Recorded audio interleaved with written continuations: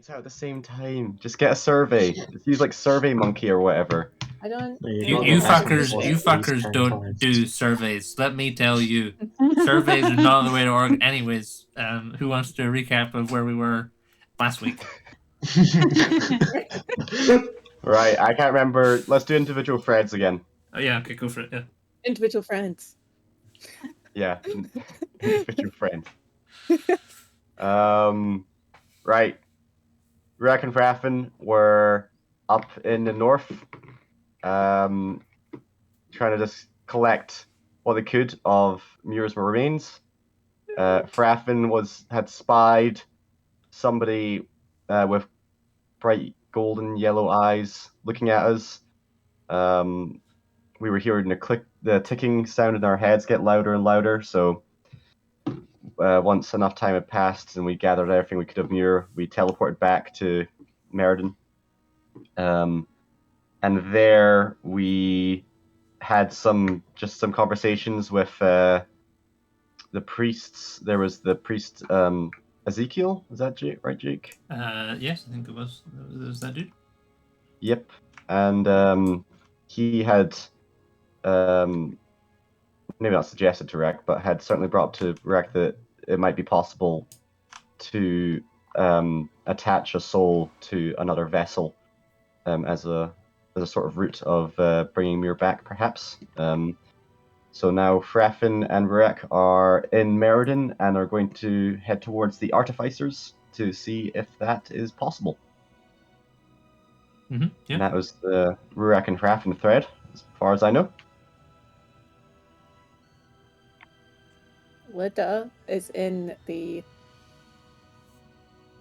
Netherglow in a city. Morntalos.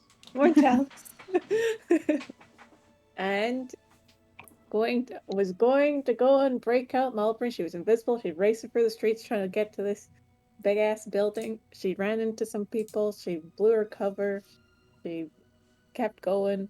Finally got into the big building and immediately got found out by the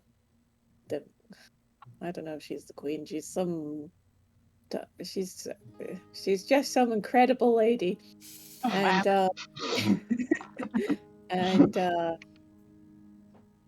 she proceeded to get arrested, and she was like, "Oh, this is fine, I think Malbryn got arrested, so I'll get led to Malbryn." And when she was down in the prison, she was like, "Malbryn!"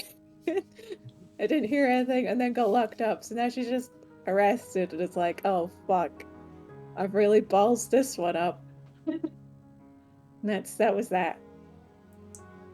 Hey.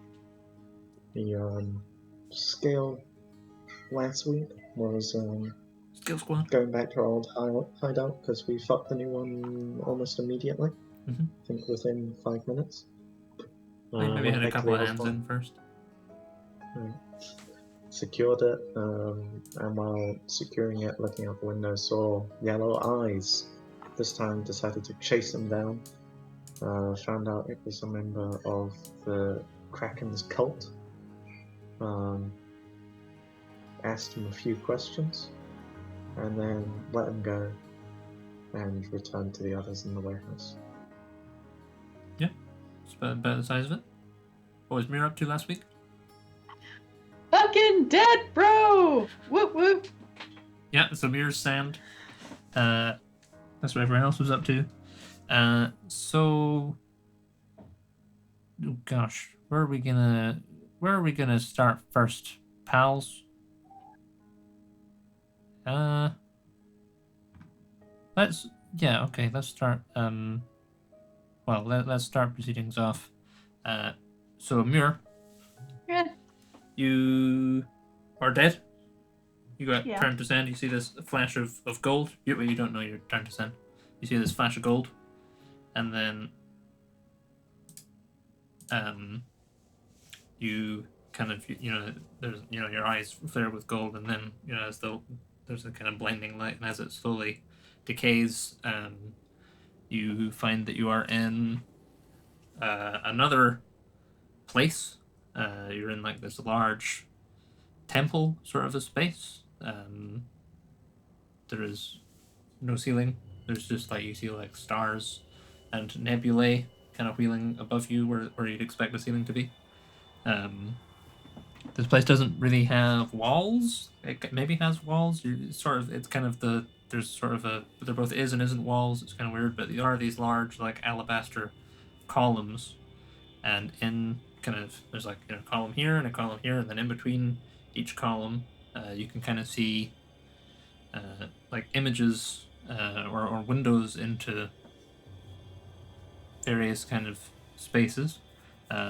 So like one of these, let's call them windows. So one of these windows, you see a dead husk of a world framed by a midnight sky, just kind of slowly twisting. In another one, you see Meriden, as you remember Meriden.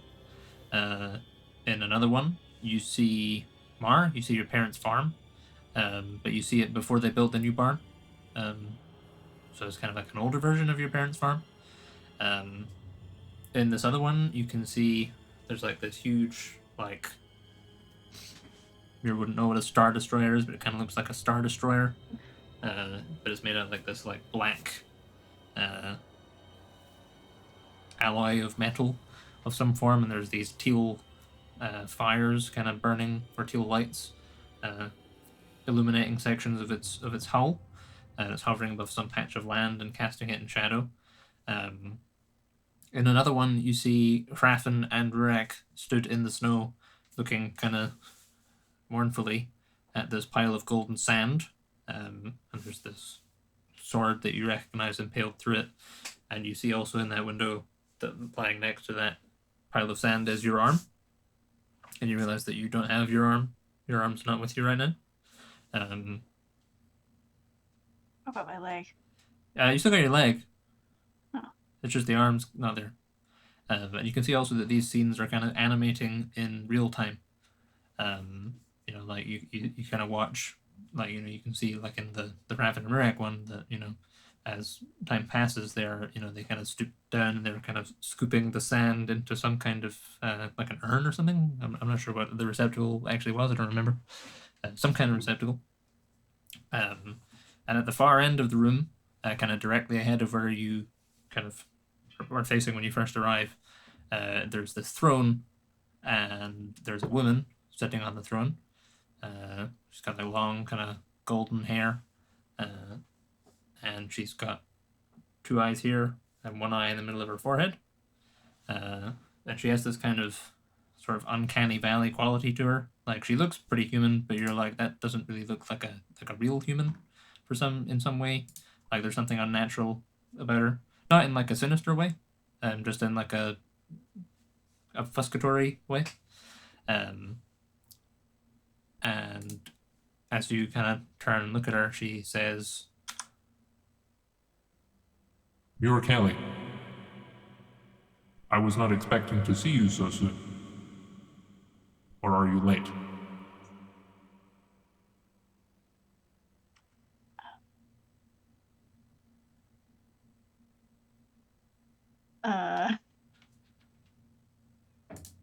So it's these kind of arch things with. Yeah. Muir would like to make a bail to book it to the one where Rurak and H'rafn are and attempt to jump through it. I don't know if that's possible, but she's gonna nosedive at it. Yeah, so you do that, you kind of leap at it, and you get kind of like, there's almost like a kind of a cartoon like impact, like glass squeak sound. It doesn't seem to go anywhere.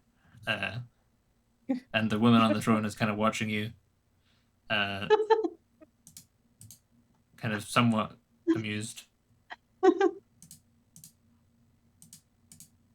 I guess stand up and worth a go.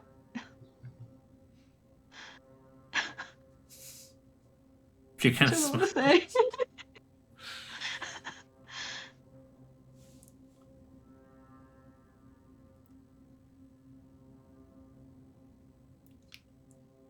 Are you totally silent? Yes. Yeah.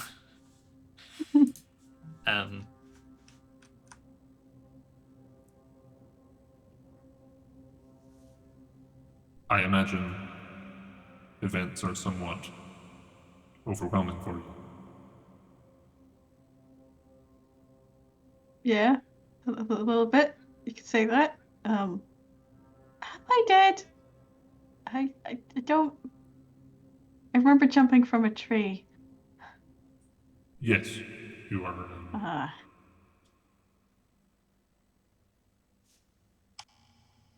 She kind of gestures towards the window you just tried to leap at, and says,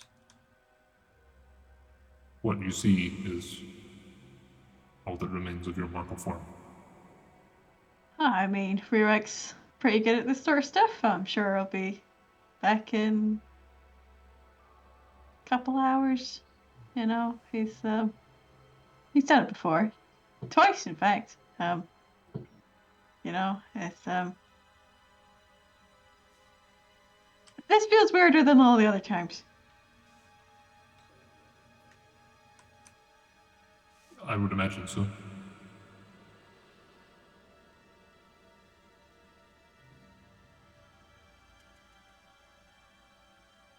You seem distressed. Yeah, a little bit. There was a giant robot from my childhood nightmares running after me. And aforementioned jumping from tree, and this just doesn't look like I've been in limbo, been there. Doesn't look like this. So No. This is my doing. Transient, though your stay here is. I am Zero. what's that? I preside over the threads of destiny. Was it your triangle I chucked into the sea? Oh, 1 second. dun dun dun. She goes to jump on the. You might want to go do something else. Sorry. Okay. Okay, well, yeah, that's actually quite a good point to cut away. So, well, Finn's not here, so we can't go to scale. Let's go to the Netherlands. Let's check in with Malbryn and Lidda. Let me scroll down here. So, so you guys are napping, is that right? I'm napping. I want to get my spell slots back. Okay. What are you I'd doing, also Malbryn? like to know. Sorry, go on. I was gonna say I'd like to know that I usually, when I get in these situations, I usually hide a little spell focus in my braid. Okay. Yeah. So I should. Yeah. So, as you are put into your cell, you maybe already assumed this. I don't know. But like your backpack is kind of confiscated by the guards. Your staff is also confiscated. Yeah, figured. Give us a little stealth or a sleight of hand or something to see if you can hide your spell focus. And then can you also roll me a D100? Elf or sleight of hand? Yeah, it's kind of your preference. Doesn't matter. Really. Again with the shit roll, 6. 6. Okay. I just put it in my mouth. Sure. Okay. Yeah. So so with a 6, so you're walking along and kind of getting processed down into this kind of prison. And there's these 2 guards have you, that they're gripping you by your shoulder, and you're like, trying to, kind of like, yawn, or try and get back and braid this thing into your hair, but just like you trip, or one of them kind of jerks you a wee bit, and as you're kind of like, you manage to, you manage to kind of like move their hand down so it's on your wrist, and you're like, okay, right, and then I can just stick it in there, because they're not really paying attention to you. You get the sensation that they very much feel like you are beneath them. And as you go to braid this in, you kind of like your finger slips, and your spell focus like kind of falls out your hair, and like lands in the kind of that kind of like cave dust sort of thing that is the floor down here.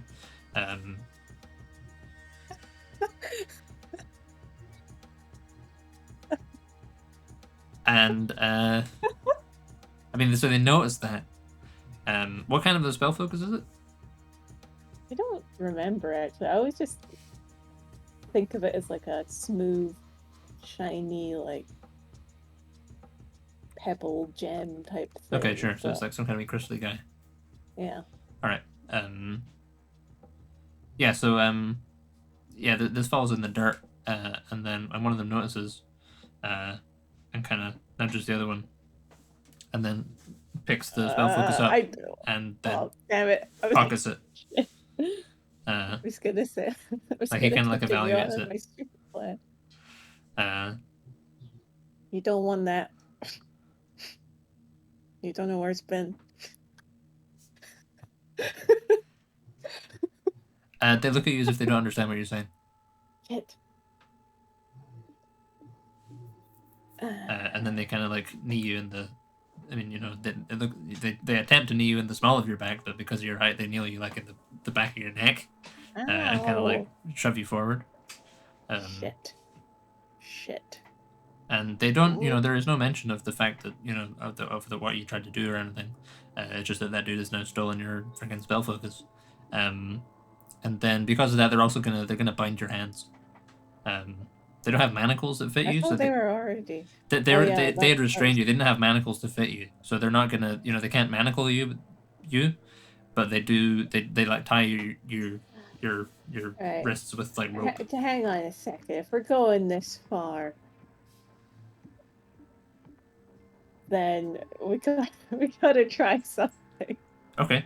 Because I can't get locked up without my spell focus, because then I'm fucked. I mean, your spell focus only you can cast spells that don't require material components without a spell focus. Oh. Um, Okay, then so you know like what, verbal fine, and fine. somatic ones. Well, you know, if you're bound, the somatic bit's not going to work so well. But verbal spells, Then they're not gagging you. Then I'm just gonna keep playing along then. No, Sure. absolutely, I'm gonna be as best behavior as I Sure. possibly can be. So they take your bag off you. They take your staff. Is there anything else valuable on your person? They probably. It would all Are be you in wearing my armor? backpack anyway. I wear a breastplate. Yeah, they probably take a breastplate off you. Okay. Like they kind of like when they take the breastplate off last and shove you in the cell, and then you see them both like looking at it, and like joking around. Like one of them like tries to put it on, and it doesn't quite work. And then they kind of like discard it in a corner.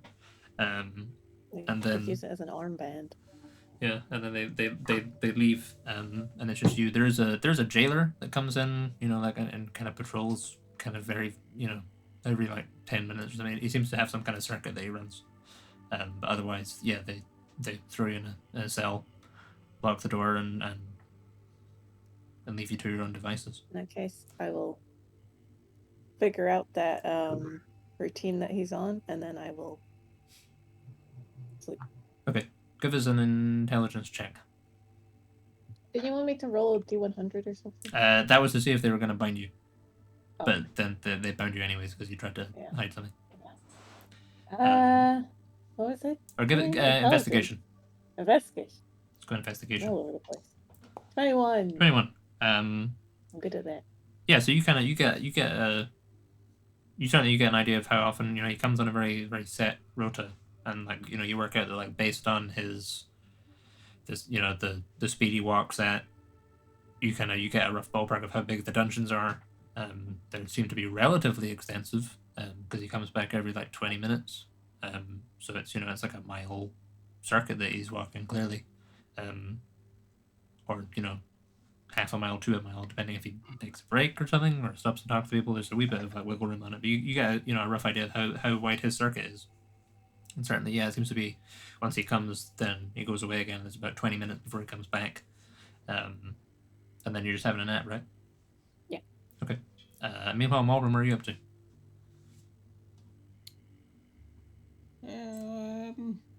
Do we have our stones? Well, do I have my stone on me? They confiscate my stone. So they would have taken your bag. Do you keep your stone on your person? I would imagine so, because how would I hear it ringing if it That's wasn't true, on yeah. my person? I mean, they didn't search your like they kind of searched your pockets, but they only took like weapons and stuff. So like, give us like a sleight of hand or something to see if you're trying to stash your sending stone. Yeah. Yeah, no, yeah, you still got it. You like managed to like slip it into your boot or something. I rolled a 2 and it was a 20. That's, Oh my god. That's mad. Malbryn. God damn. Okay, cool. Has anything happened with Thera? Thera has gone away. You saw her like wander up onto the ceiling. You had heard Lidda calling, right?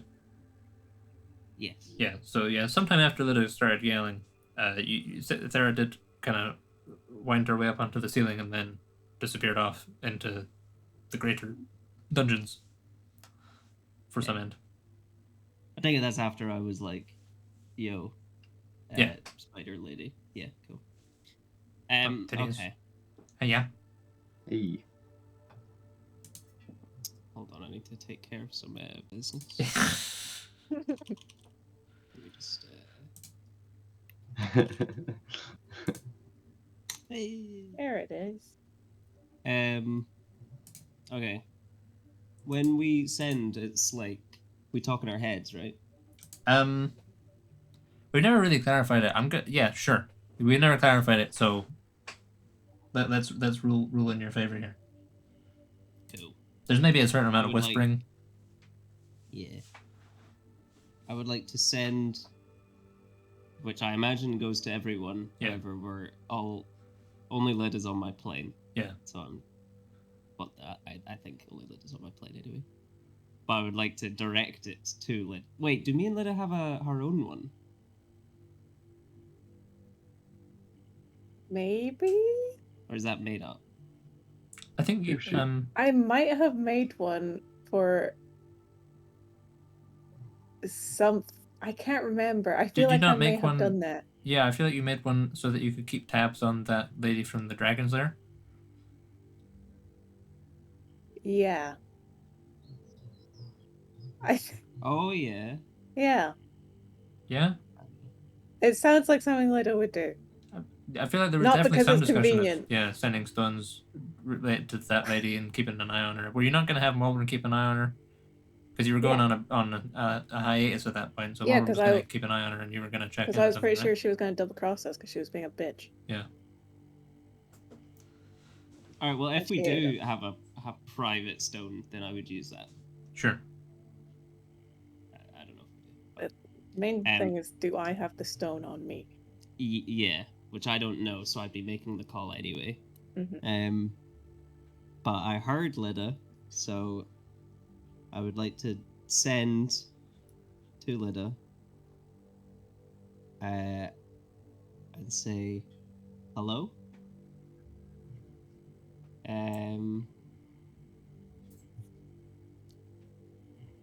Do you have a plan? Where are you? You good? Over and out. Okay. Right. Now, where do you keep your sending stones, then? That's a good question. That's not something I've really decided before. I have quite a few. So it's like one of those things where it's like, would I have had a special pocket for them if I have a bunch? Or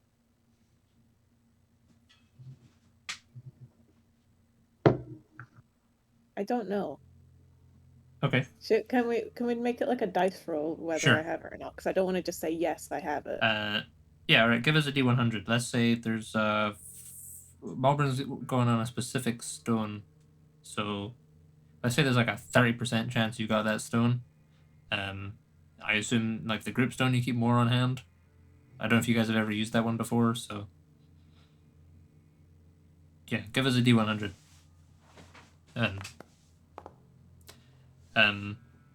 You can hear the stone ringing from your bag on the on the far end of the cell block. Oh, well, if I hear it ringing, I'll be like, do I have different ringtones for the different stones? I don't know. I mean, that seems reasonable. Either way, well, I would know if it's coming from someone on this plane.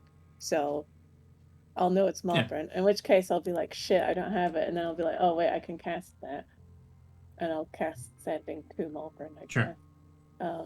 If let me look up the spell and make sure I can. Sending. Where are you? Ay. Hold on, I'm looking through.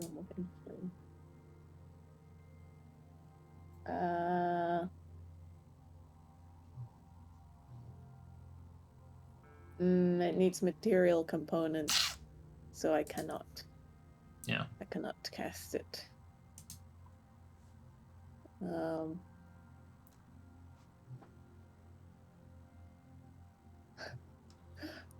Malbryn!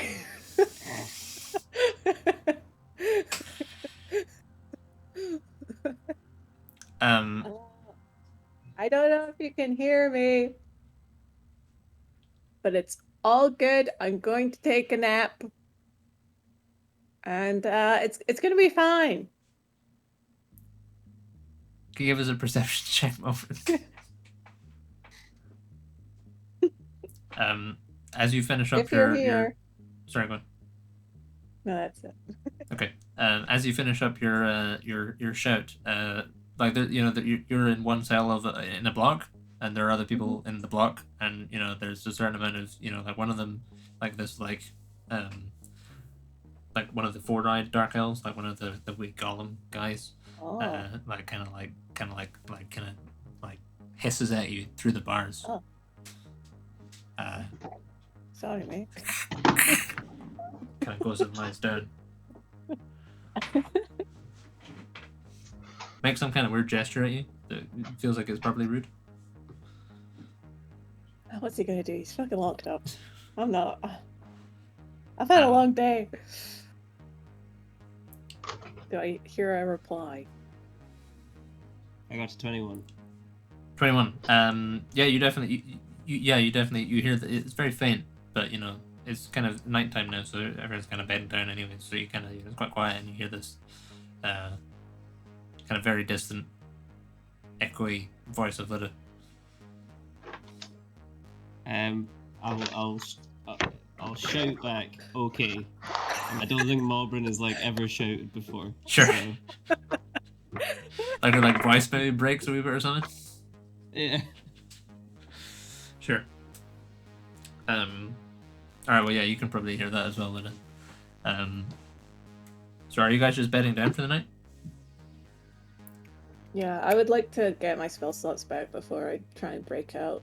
Sure. And also, I'm slightly more comforted by the fact that there's a big clock man after me, and he has to go through. Hopefully, he has to go through some people to get to me. Mm-hmm. So hopefully, he doesn't just appear here. But if I die, I die. I need to get my hit points back. Okay. So you're bedding down for the night.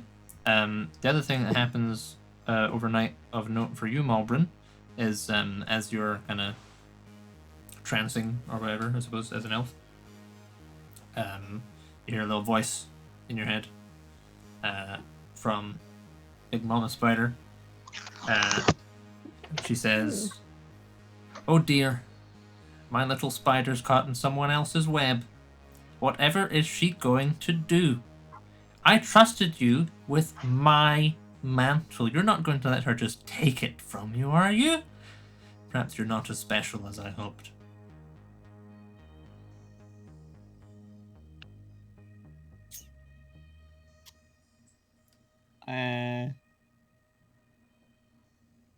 I'll reply, Mhm. and I'll say, I'll admit I'm in a bit of a predicament right now. You can see. However, if you help me out of this, we can get you help me get the mantle back. Then I'm in, right? Wherever you point me, I'll go.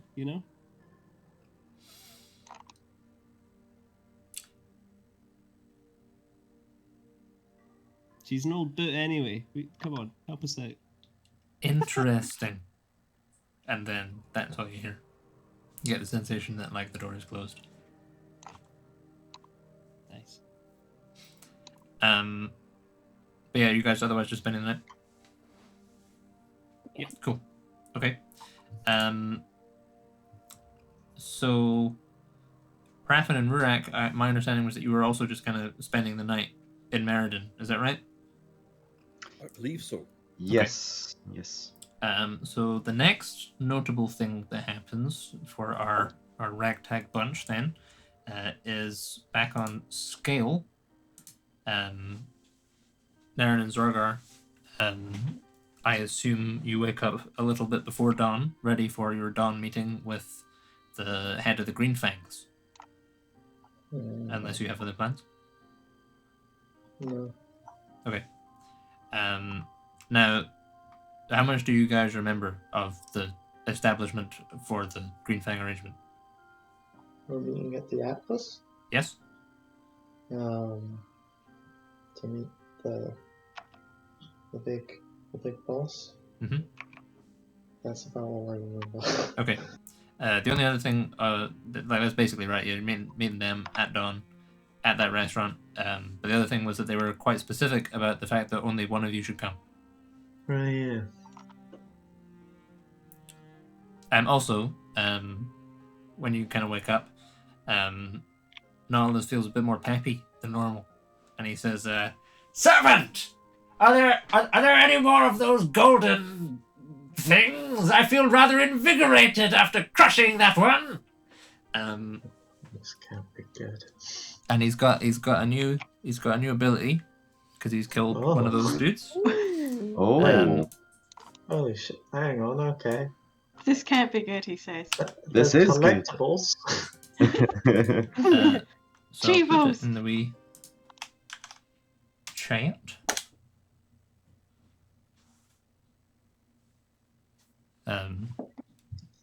I've had Morntalos for so fucking long, and every couple years I figure out he does stuff. I'll tack it onto Morntalos on. Sorry, yeah. I'm very, very inconsistent about what chats I'm using. I will update it on Foundry for you as well, though.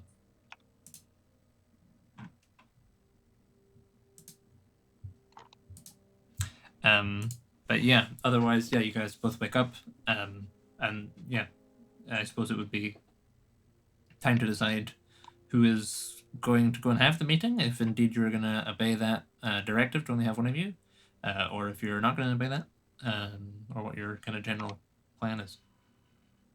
You've got like half an hour before you need to be at the restaurant, but it's like 20 minutes away. I mean, normally in movies, just two people rock up and they're like, "This isn't what we agreed on," and then they move on and forget it was ever a part of the deal. But I feel like I still gotta take precautions. I'd opt to go for it. Yes? Cool. Nice. Here I go.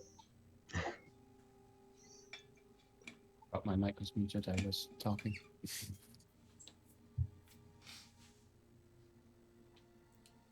Okay. So who's going? Both going? That's what you just said. No, it's not. You said in the movies, usually. Yeah, I said still take precautions then. Just one person. Fuck it. Naren's stepping forward saying he will go. Zorgar's happy to go as well. Left field moves to make Zarzan go. Zarzan, Really left field moves. Considering Zarzan has fucking social anxiety.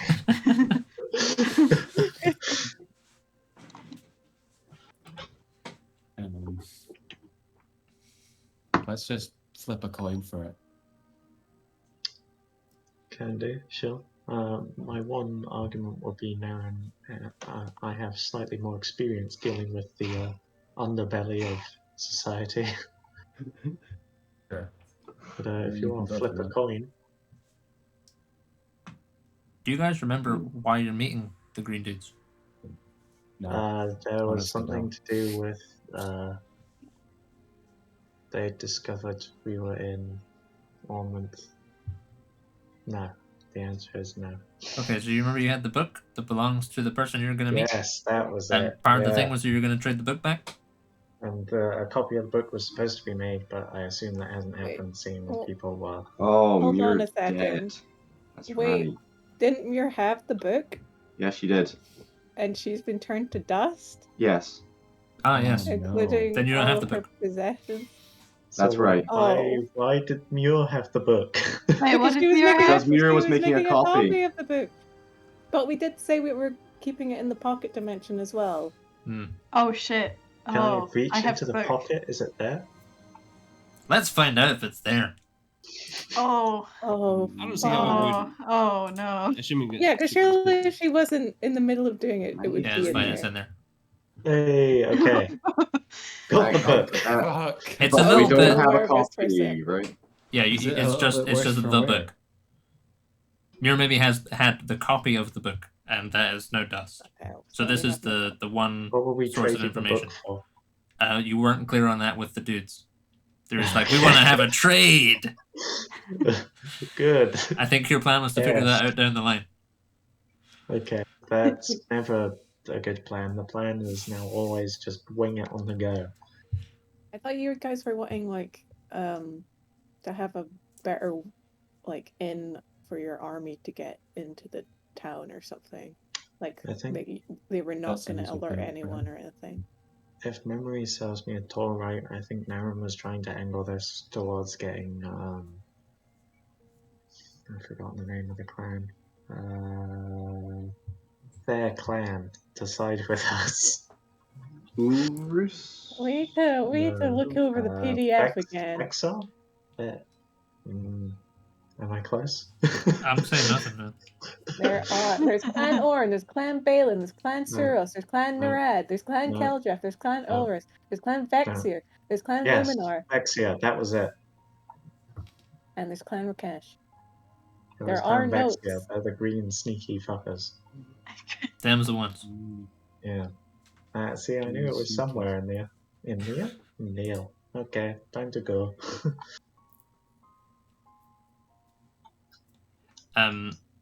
Yeah, so you pull the That's book out, and it's a amazing. little bit sandy, which is kind of weird. Not sure why that would be. Oh. And you're not taking good care of this thing. Dust off of it. Yeah, it's like it maybe feels like pocket lint or something. That kind of pocket sand you That's get. Muir that you're wiping off there. I don't think we're aware of that, are we? I'm not saying that in character. Yeah, I know. Matt is perfectly aware that's Muir. Oh, we're back. All right. So who's going? I'll go. Okay. I'd like the other two to be in close proximity, though. Okay, so you're going as a trio, We'll come. and Zarzan and We'll Zorgar are just just on wait Overwatch. somewhere. Yeah. We'll Sure. hide somewhere close. Okay. Sure. Okay. So you guys give us a stealth check. I guess it's early morning. It's not going to be that hard.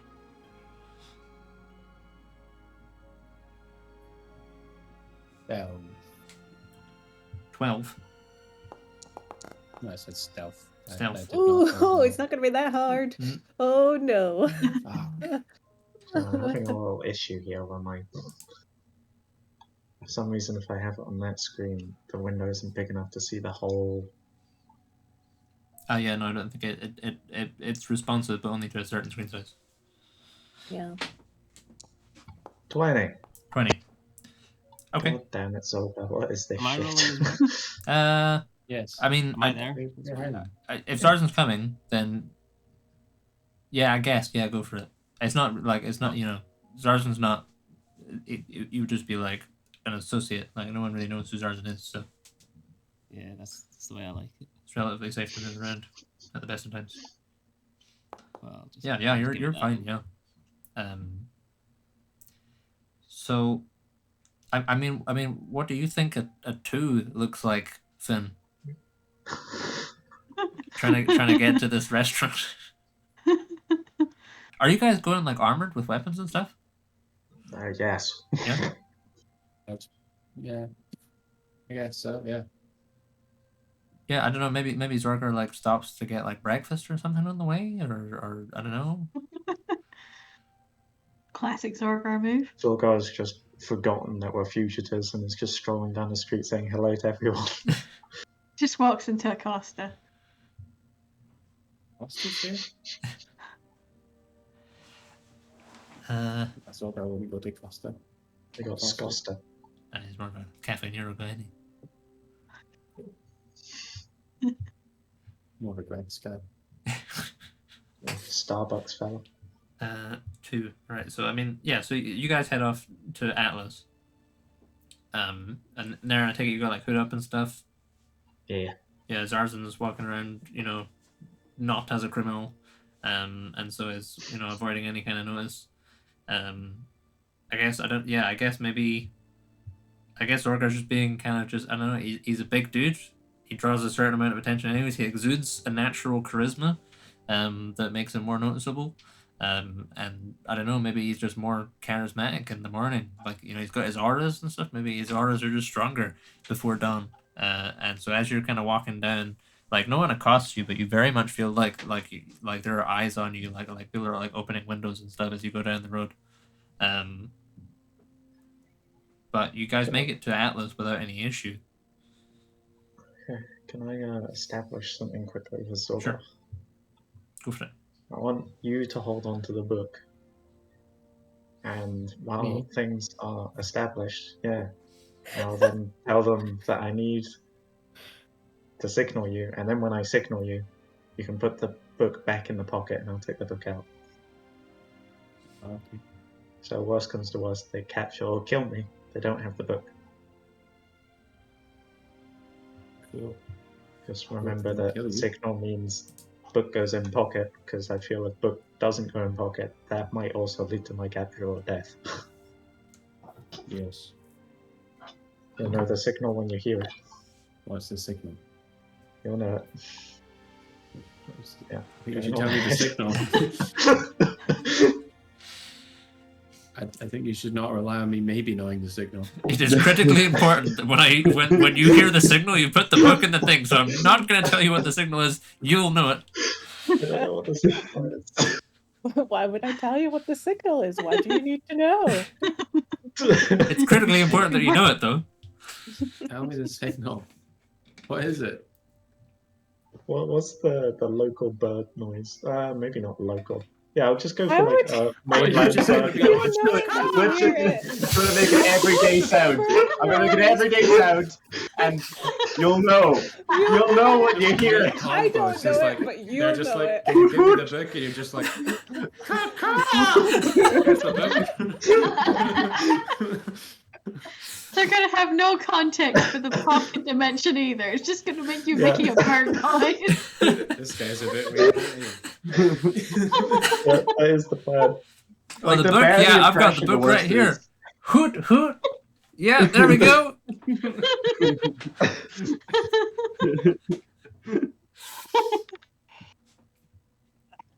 That's good. Cool. Wow. Let's do it. Just to clarify, do like mainland birds sound different to the birds on scale? Yeah, they got different accents, yeah. They're different accents. Alright, cool. I'll go for a mainland accented bird for my signal. Mainland bird. You think it'll be a bit obvious if I stand out, If I Well, that's catch the on. point. What if Zorgar just hears a normal bird though on scale? Wait, He's like, oh, that's the signal. At this point, she not just goes, Zorgar, hand us the book. Well, Zorgar can't be there though. I'd have to yell out the window, Zorgar, give us the book. So you're gonna be face to face in a meeting, and they're gonna be like, "Can you give us the book?" And you're just gonna go. This is why I don't make plans, because this shit takes so long. Let's continue. Signal just be like, Who gives a shit? It'll get the message across. Fuck's sake. All right. So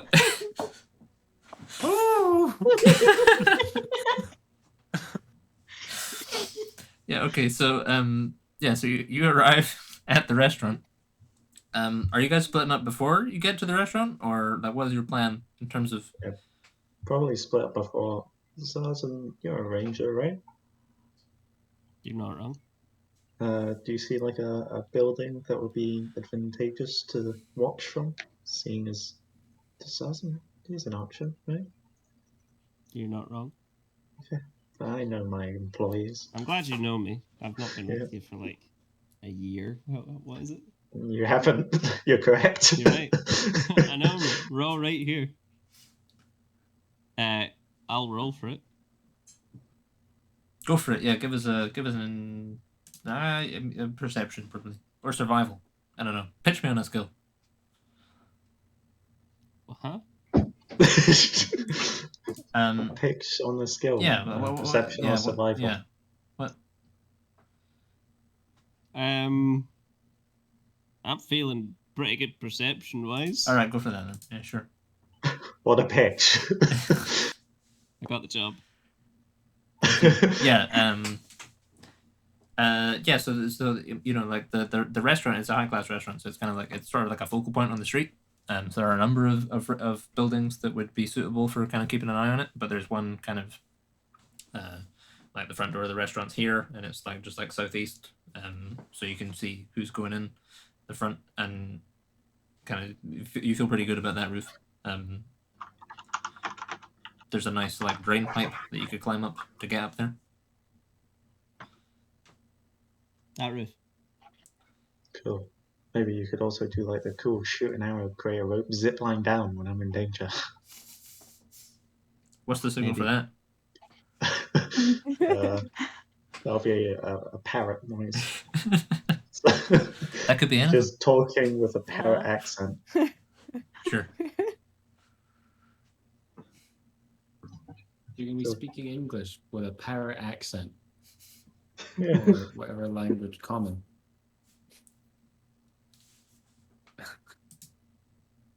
The signal.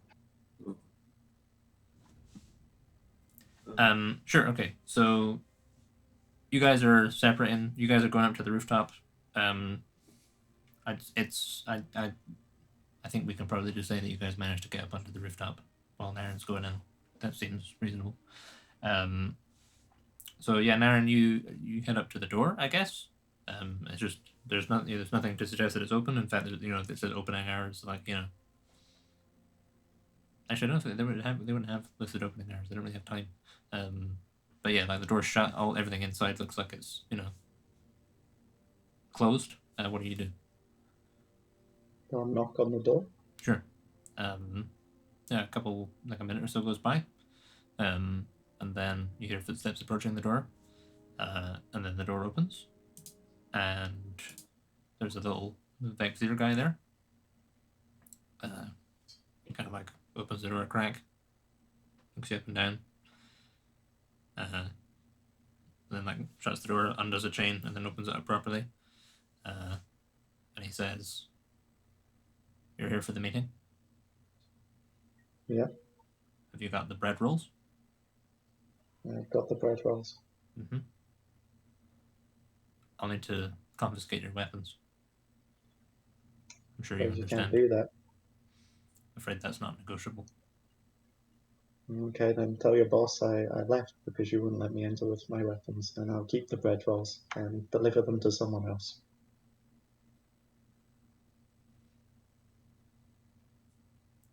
Give us an intimidation check.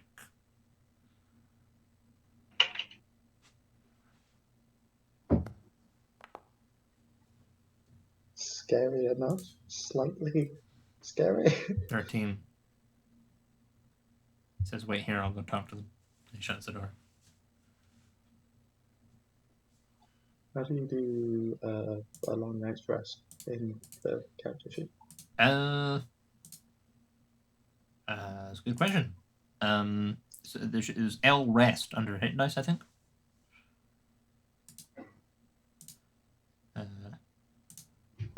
I'll find that. Go for it.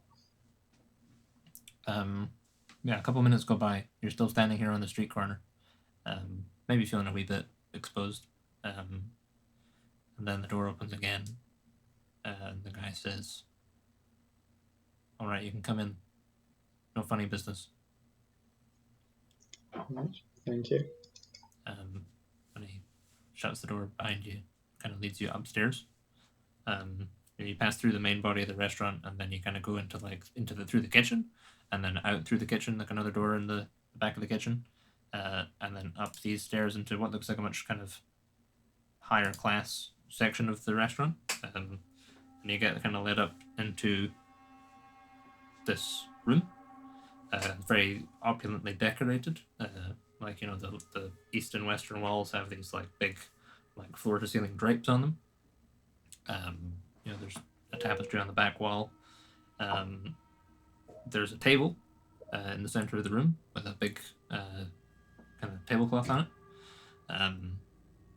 And there are 2 places set with, you know, a plate, and, you know, there's a kind of an array of like kind of breakfasty foods here. And the seat nearest to the door is vacant.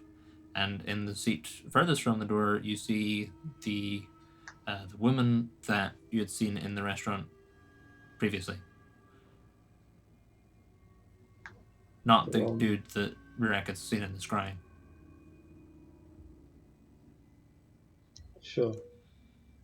This is the woman we discussed with before, yeah? You've never seen this. You've never spoken to this woman before. Yeah. Okay. Is the breakfast food on like a separate table leading up to that table? Or... No, it's just like in the middle of the table. Oh, okay. I'll take a seat. Yeah. As you do, she says, "I'm not accustomed to having to make." She kind of like looks at Nautilus, and she says, "I'm not accustomed to having to make these sort of exceptions in my business dealings." Well, let's not pretend like you don't have some kind of protection measure in place. This is mine. She says, "My name is Clan Vexir. I understand you wished an audience." That's correct. She kind of gestures to the food and says, "Help yourself." Oh, yeah, I'll dig in. Yeah, it's Not quite being nice food. shy about it at all, just Yeah. quite hungry. Just going for it, yeah.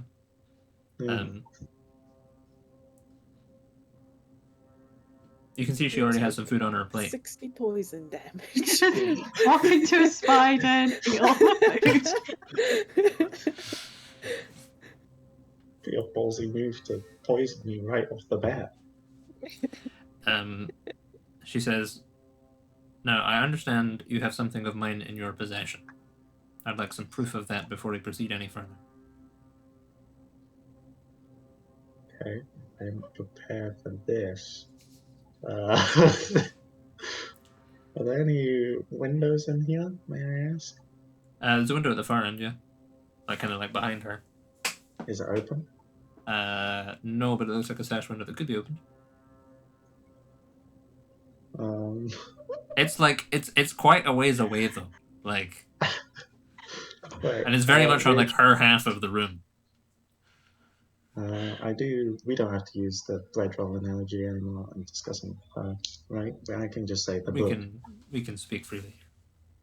Okay, I do have the book, but I have a safety precaution, so if you wouldn't mind letting me open the window so I can access the book. I know it's weird, but... Well, actually, hang on, I've got a better idea. I'm going to get out the stone, the sending stone. There we go. I can just go, caca!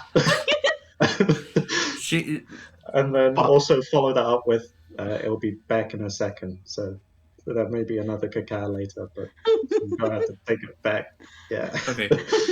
So everyone in your respective places, except for Muir, you are awakened, if you are not already awake, by a caca sound coming out of the sending stone.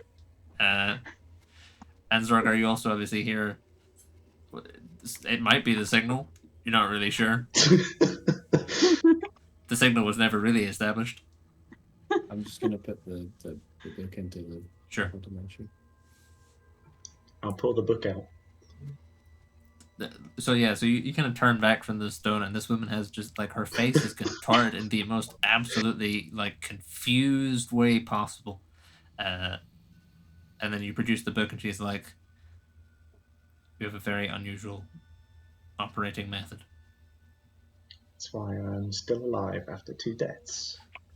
I'll put the book back in the pocket. She kind of holds up a finger and says, "I have no guarantee that what you hold isn't merely another prop. I need to inspect its contents with my own eyes." Just to prevent you just then having the book.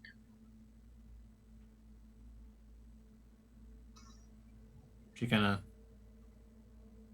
Do you have something of value you could let me hold on to while?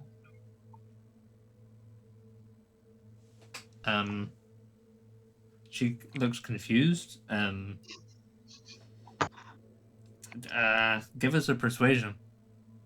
Master negotiator, trade you this secret information for more secret information. 20. 20. She kind of like looks at you and looks confused, and then she kind of sighs, and then and she's wearing like a leather like breastplate, like she's got like a similar kind of cap to Malbryn, like she looks kind of like an assassin, and she kind of reaches into like underneath like the chest piece and produces like a key and holds it out. Right, I'll trade the book for the key. She takes the book. She kind of Would just be key to like a cupboard. opens it and skims through. Could be.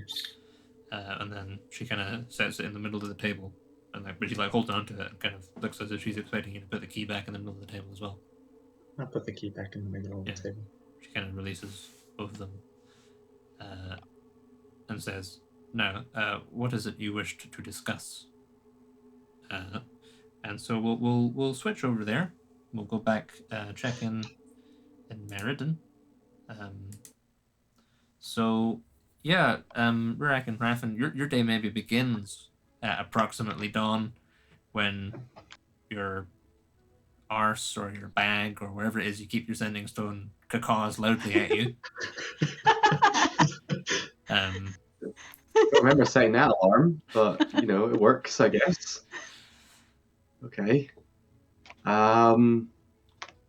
Yeah, I guess we're gonna go try and see the artificers. Is the idea? Sure. That was the plan, I think.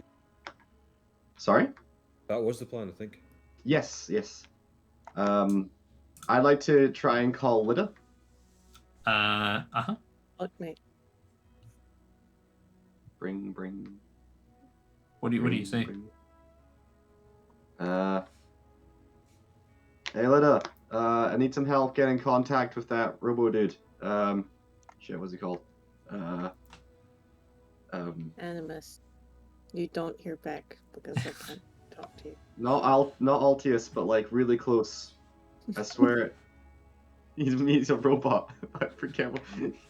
Fuck. Help me get in contact. Thanks, bye. What do I hear anything? Yeah, I mean you also probably get woken up by a loud "Tucker!" And then I need to get in touch with the robot guy. Kind of sounds coming from your bag in the corner. You see one of the it's put like near enough to one of the other cells that like one of the other inmates is able to like kick the bag through the bars. Can I be like, hey, can you pass me that? They like just chuck it. They make like some kind of like kind of gesture at you and go back to whatever they're doing. The bag and I go, oh. No. Okay.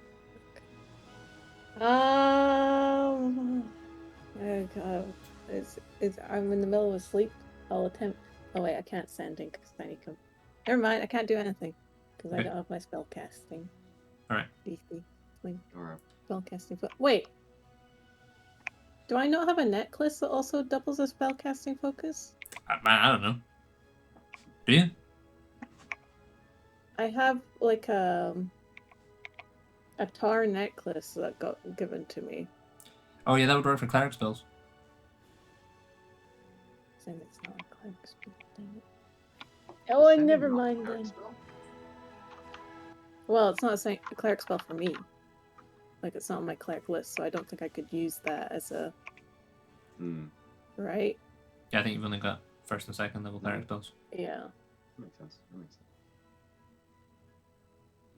Because Cool. Sending's third Yeah. level? Yeah. If I was a bear cleric, I could. I can. That's fine. No problem. Yeah, so a couple of minutes go by, I reckon you don't hear any response. I don't know if anyone else wants to respond. Zorgar, you also would obviously hear this. As would Narinn. Narren's a bit busy right now. Sure. That's fine. No one gets back to him, that's fine. Yeah, no response. So now, do either Rurak or H'rafn know where the artificers are? I mean, you probably don't know exactly, but like you are aware that they work out from a big tower, and like it's a relatively famous landmark. So you could certainly figure it out if you don't already know exactly where they are. Okay. You'd probably be able, it might take you might take a slightly unconventional route together, but you could definitely get into the artificer's tower. I think the best bet to start with is going to the spire, probably. Sure. So, I think Rurak's gonna just walk with purpose in that direction towards the spire. Yeah. I take it you're going as well, H'rafn? Yes. Sure. I am indeed. Yeah. So it takes you like 20 minutes to get to the spire from the church, I guess. Okay. And you arrive at the front doors, and presumably enter. Yep. And you kind of there. You enter into a little like reception area, and there's a kind of a bleary-eyed looking fellow there who kind of hello, welcome to the spire. How can I help? I ding a little bell if there's a bell. Hello, good morning. Hi. Fine morning. Oh. Today. Yeah. Great time to be awake. Aye. How can I help? Are you My here? friend and I. Are you here for library books? That's down the hall. No, we're not here for books. No. We're here to find out where we can find the artificers. You're in the wrong bloody tower, mate. Well, mate, I don't do this type of magic. I'm about the man in the sky. So there's like there's like a standard reception desk, right? Which is obviously would be taller than Rurak. Where is Rurak standing in relation to the reception desk? He was quite close to the reception desk, to be honest. So he has to kind of like peer over, I guess. Yeah. Close enough that only the arm can like reach over and hit the ding. Yeah. Yeah. So maybe like a little like wayward tuft of hair like pops up or something. Yeah. Exactly. Okay, yeah. So he's kind of like leaning over, and he's like, "Yeah, no, wrong tower." Right, which tower then? Well, the artificers. Have you got a map? Yes. Of course you don't have a map. If you had a map, you'd know where it is. Look, right. So you want it? Like, okay. How did you get here? Did you get the train? I came from the Grand Temple. Okay. So what you're gonna want to do is you're gonna go out. You're gonna turn right, head about 400 paces down Templeton Way. There's the Aether rail station there. You want the purple route, and the announcer will tell you when you are arriving at the tower. All right. Thank you very much. Do you know how to take the Aether rail? Oh, yes. Of course I know how to take the Aether rail. How do you think okay, I didn't get here by the Aether rail. Actually, I got here for different means. But anyway, I do know how to take the Aether rail. I just don't come here that often. Right. Okay. Aye. You're awfully judgmental, I can hear it in your tone. You should be more respectful in general. You're right. Have a good day. Goodbye. I'm sorry. That's okay. It's just, it's just tough, Aye, it looks like a real hard work. job going on here. People come in and ask silly questions. Okay. That does sound a tad frustrating, at least. We've got the boards in the corner with the FAQs. They never read the FAQs. They just come and ask me, and they're always on the FAQs, and they get uppity when I tell them go and read the FAQs. The answer's right there. Sorry, that's perfectly reasonable, but you were front and center when I came through these doors. You know, if you had a big arrow pointing, hey, FAQs over here, maybe I would have checked out. I keep telling them this. You've put the FAQs in. It's not in an efficient space. Yeah, I'm sorry. All right, okay, I'm sorry. It's early. I didn't get much sleep last night. I'm sorry. Have a good day, sir. That's quite all right, sir. Have a good day. I'll reach my hand over the counter. Kind of takes it and shakes it. Kind of firm grip. Good day to you. Hi. Goodbye. Bye. Right. Jake, how accurately can we follow those directions? Give us a survival. Yeah, survival.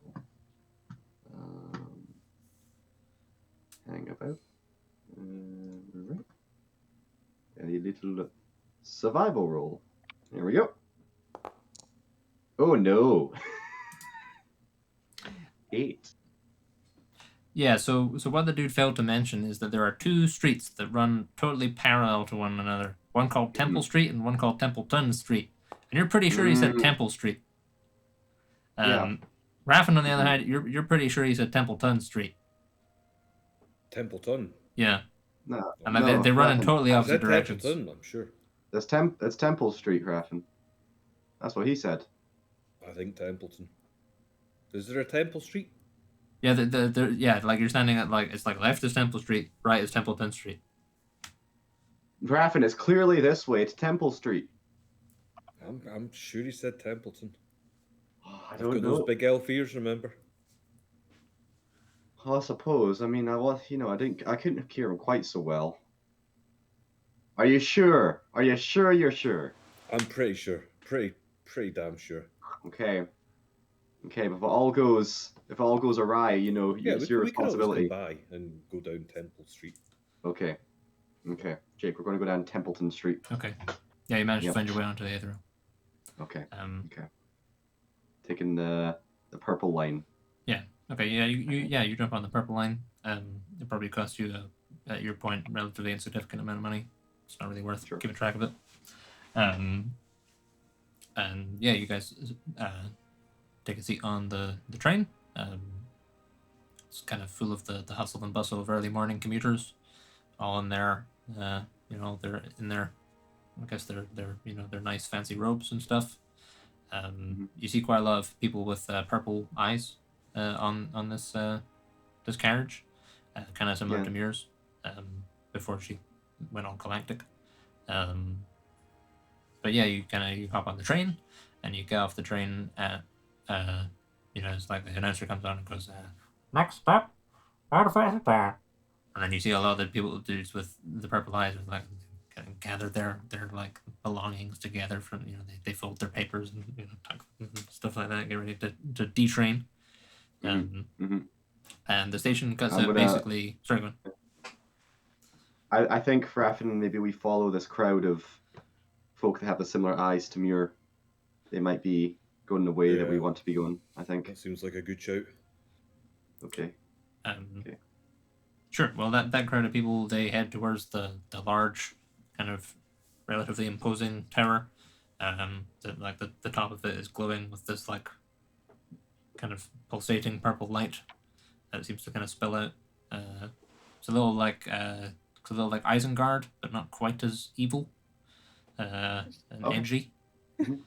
But similar kind of a shape, I guess, but has this kind of purple light at the top.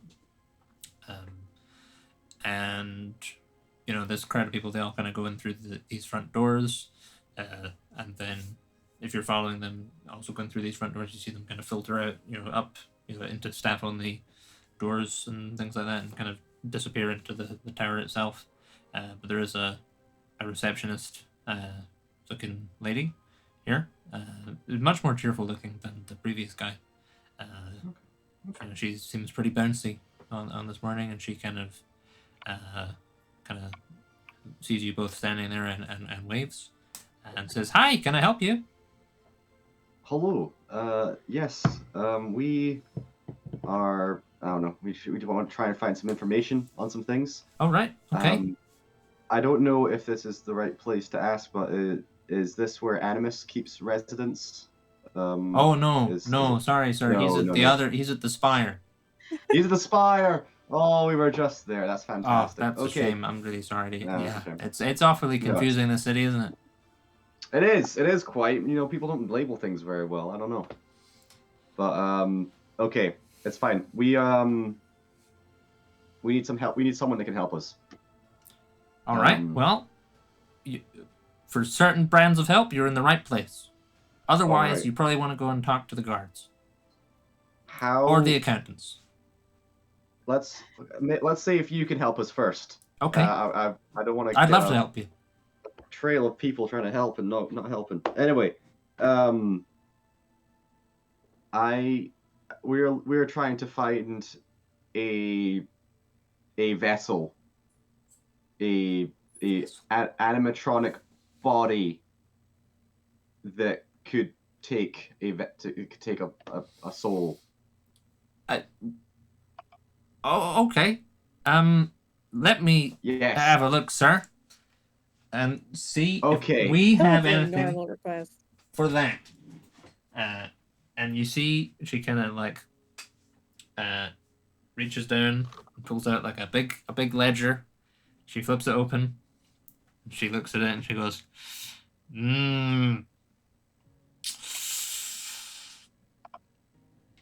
And she flicks through like 2 pages and then she says, I'm really sorry, sir. We don't have any animatronic soul vessels in right now. If you give us some contact details, we can make. Can I ask what do you need an animatronic soul vessel for? A soul, yeah. Okay. Yeah. Whose soul? Friends. A friend. So, actually, One of your own. it may. Yes, it is one of your own. To be fair, I don't know how often she came around these parts, but did you know a Ms. Muir Kelly? Oh, she's the Moorish girl, isn't she? Is that? That's right. That's right. Yeah, she. So, you know, Jennifer says she's seen her in and out, you know, occasionally, but you know, we sort of seem to operate in kind of different spheres, sort of. Okay. But we were aware of Miss Kelly and her ex. That's where I recognize you from. You're the adventurers, aren't you?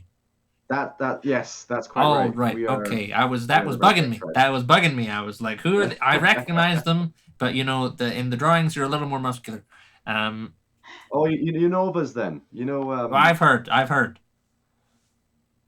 That's quite good. No, I'm glad the tales have gone far and wide.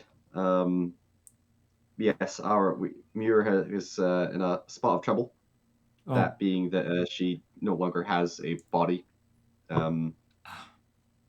So we are trying to find a solution to beginning to piece it together. And naturally, I think you understand the stakes, the scale of what we're dealing with, and we could really appreciate any sort of help that you can provide, even just pointing us in the direction of someone that specializes in this a bit more.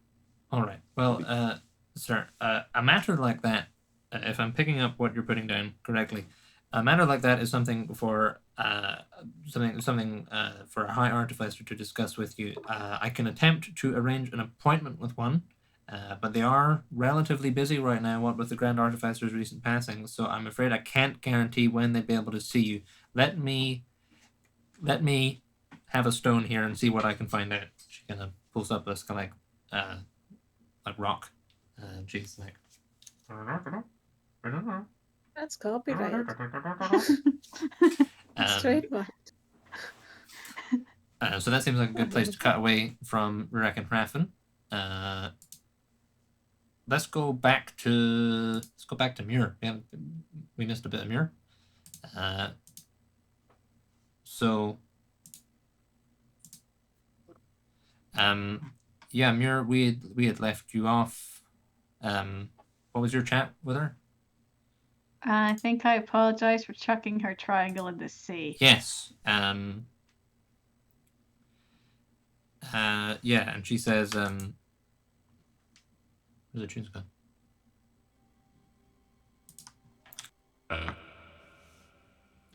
I understand you've opinions about the gods. I pass no judgment for them. Do as you wish. Can anyone else hear Jake? Oh no. Can you not hear me? I did before. Yes. Can you hear me now? Yes. Yes. I can hear you now. She says, I understand you have opinions about the gods. You're cutting out again. Yeah. Okay, never I mind. understand It is what, a game. Jake? Never mind Understand the voice. She says, I understand you have opinions about the gods. I pass no judgment for that. Do as you wish. what? Okay. What am I doing here?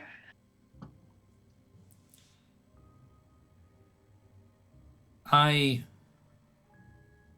have made an exception and chosen to interfere slightly in the weave of destiny. Do you have any understanding of the beings you recently faced? The giant clock guys? Absolutely not. They were servants of the Sandmaker, Orphis, he who looks upon the sands of time and now acts ceaselessly to prevent the end he sees in them. Orphis holds dominion over sans time in the same way I hold dominion over fate's thread. We are a mirror image of one another, and now I find myself arrayed against him. Those beings attacked you because he fears you. Orphis watches time's sands, charts their course, their direction, their flow, but at the end of time he sees his death. He works to stop it. I see destiny's fabric and every living creature's place in it as he does with time's weave, yet there are some, like you, who are difficult to perceive. Where we see others' full chart and course, we see only flashes of you. Nexus points. And then the images in the walls change. And you see like the one there's like one like directly behind her, and you see that one and that like little TV screen. You see the four golden chaps bursting out of the statues, and you see all you guys like kind of getting ready to throw down. You see in another screen, you see two of them attacking like busting out of these statues in a warehouse and attacking Narinn and Zorgar. In another one that kind of flickers, you see one engaged in combat with Malbryn, somewhere underground. And then in the other kind of windows, you see an image of Narinn standing at the wheel of the walrus, except it's where you'd expect to see like waves kind of in the background. You see clouds. There's another one where you see H'rafn standing in front of this window in the Citadel of the Moon, looking down on the material plane in front of him, and he's surrounded by other druids. They're watching the world kind of flourish beneath them. You see another where Zorgar and Narinn are looking out over scale from Gerantal's palace. You see one where Rurak is standing in the Grey Thunder Temple, kind of about to head down some darkened passageway. You see one where you are sat on the front of a caravan next to your pal Hector, but this image is kind of grayscale, and you yourself are kind of blurry and indistinct in it. Like you're like I know that's me, but it's like your identity's been censored. And then you see another one where like Lidda is staring down other Lidda, and then all of the screens change again, all the windows, and you see that same flash of image that you'd seen just before you died, of this golden-eyed figure hovering above this sea of corpses in like all of the windows. And you can see that sea of corpses are composed of many different Narins and Zorgars and Malbryns and Ruraks and H'rafns and Liddas and Muirs. And she says, "What I see, and what I believe he sees also, is that you are the ones on which his success hinges.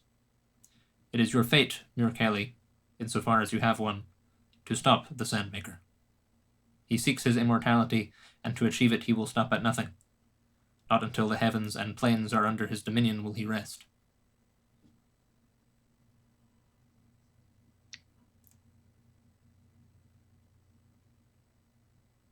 And there's nothing you or the gods can do about this. It is not our fate to do so. Sounds about right. I'm not entirely sure what you want us to do about this. We are seven people. And yet if you could do nothing, I would see that as well.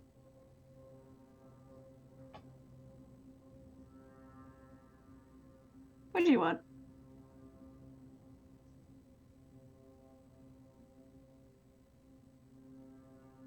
I wish merely to inform you of the events that I foresee.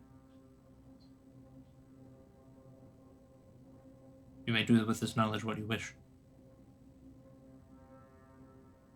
You snatch me death to just tell me that? That doesn't sound right. This is not your soul's final resting place. This is merely a way stop. And then kind of you hear behind you the sound of trotting. And kind of sidling up to you comes the original Ramo. He's kind of like grayscale, sort of indistinct, and he kind of looks up at you.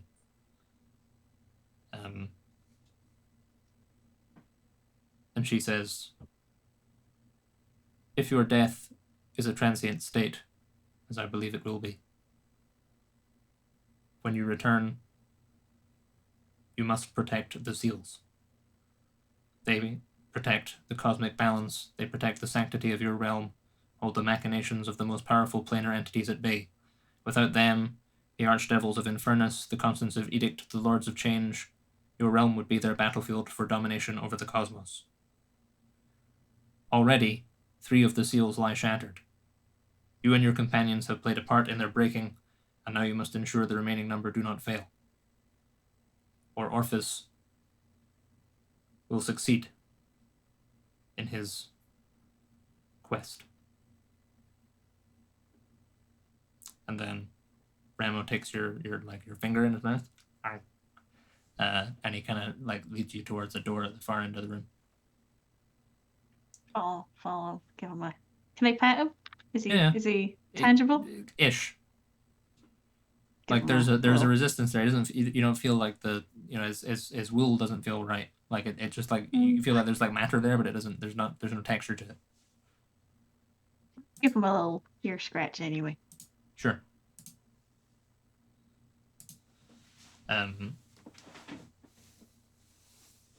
Yeah. And she says, "Our time grows short. I trust you will do what you see fit in light of this knowledge, your galley." And then he's going to lead you through the doorway. There's it's like the doorway's open and there's this white light. What do you do? Do you say or do anything? No, just follow Ramo. Sure. Yeah, he leads you through this doorway, and there's this kind of big light in your eyes. And then we'll switch back to who we've not visited in a while. Lidda and Malbryn? Yeah, let's go there. So yeah, you guys kind of wake up. Malbryn, you had also been woken up by this loud kind of sound from your stone. And Lidda, you've obviously also kind of been awoken. Can both of you give us... Can both of you give us a perception check to start with?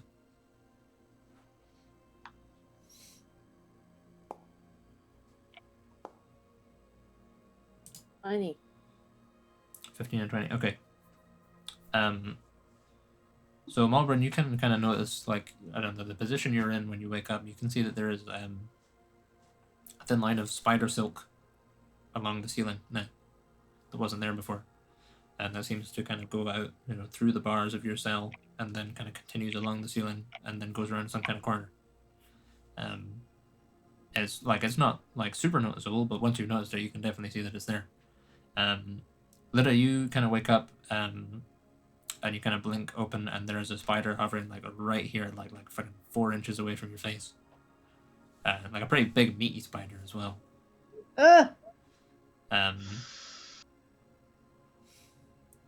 Do you just back away? Yeah. It kind of like hangs there. I'm probably a little bit more used to spiders because Malbryn just has one on her constantly, but I don't know if I know that. But it's a little bit... Oh, God. Yeah, it kind of just looks Does it at just you. look at me, or is it... It just looks at you.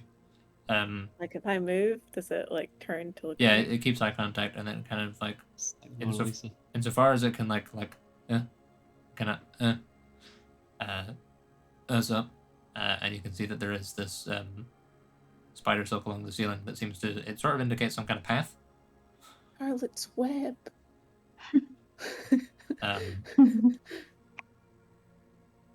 And then the spider kind of like... Path? Is it an arrow? Okay, I looked at it. So, can I look around where it's telling me to go? Yeah, it kind of continues out of your cell and then kind of goes along the ceiling and kind of turns to the right, and then you can't see where it goes after that. Okay, I'm gonna go up to the bars. And I'm gonna try and listen and look out for a guard rotation man. Might be different person now, but I don't want to go out until I know where that person is. So you're just waiting for him to come back? Yeah. Yeah, okay. So you're waiting like 10 minutes. The spider disappears away. And Malbryn, you will see after about 10 minutes after you wake up, Terra comes back, kind of along the spider web on the ceiling, and then kind of like abseils down and kind of looks at you and goes, huh? Huh? Huh? And then, like, and decouples and lands on your hair. But yeah, about 10 minutes go by, Lidda, and a different guard man comes back, and he kind of like circles around. He kind of... Are you still standing at the bars? I'm probably trying to look casual, Sure. as casual as I can in a prison cell. Yeah. Yeah, he kind of, as he passes your cell, he kind of like looks at you, and you see him kind of like he's got like a truncheon on his belt. He kind of like puts a hand on the truncheon as if he's gonna like, I don't know, like bang on the walls or something, and then he kind of just like kind of grimaces at you and then continues. Give us an investigation check. Investigation. 27. 27. This guy has a slightly faster gait than the previous guy. So you're like, I feel like if he walks at that pace consistently, then it might take him 15 minutes to do a circuit compared to that other dude's 20. If he's walking the same circuit. Okay. I'll wait like a minute for him to like get out of any sort of ear reach. Sure. Of something that potentially may happen. Yeah, you hear the footsteps. Can I also have a look at, like, just take a glance at all the other cells right now and see what's sort of going on, like if people are paying attention much, or if everyone's just sort of, like lying down in their cells and stuff? Some people are dozing. Some people are like kind of like. There's one guy is like kind of rested up against the bars. He's got his arms through it, like he's kind of resting on it.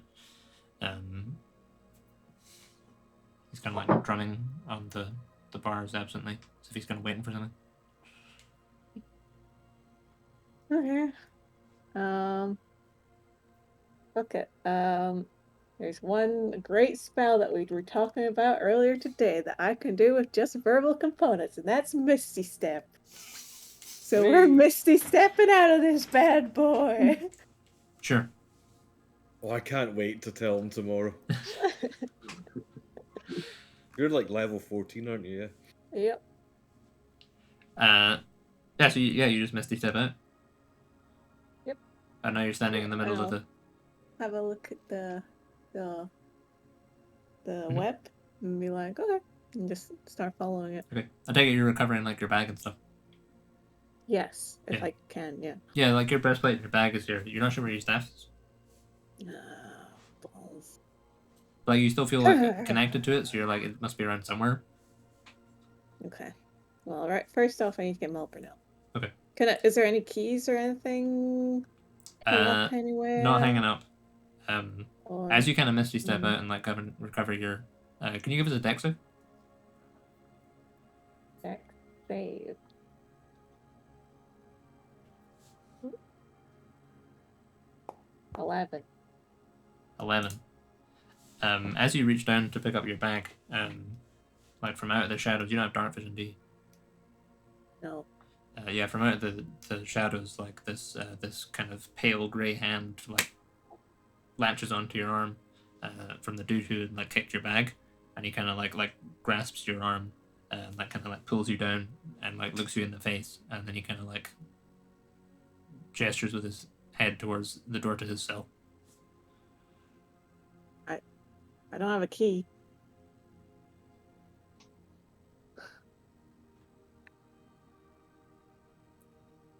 I nod. He's like slowly twisting your arm. I need to get into the bag. Okay, I'll step back. I'll reach into my bag. Mm-hmm. And I usually have a dagger in there. Uh-huh. I don't have any lockpicks. I could do it anyway. But as a show of good faith, I'll hand him the dagger. He kind of like narrows his eyes at you, and he kind of like shoves the dagger in his belt.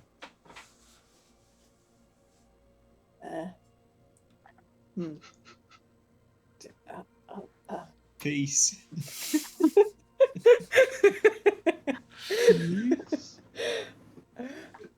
I'll be back. I don't know if you speak common. It doesn't seem like he's getting the message.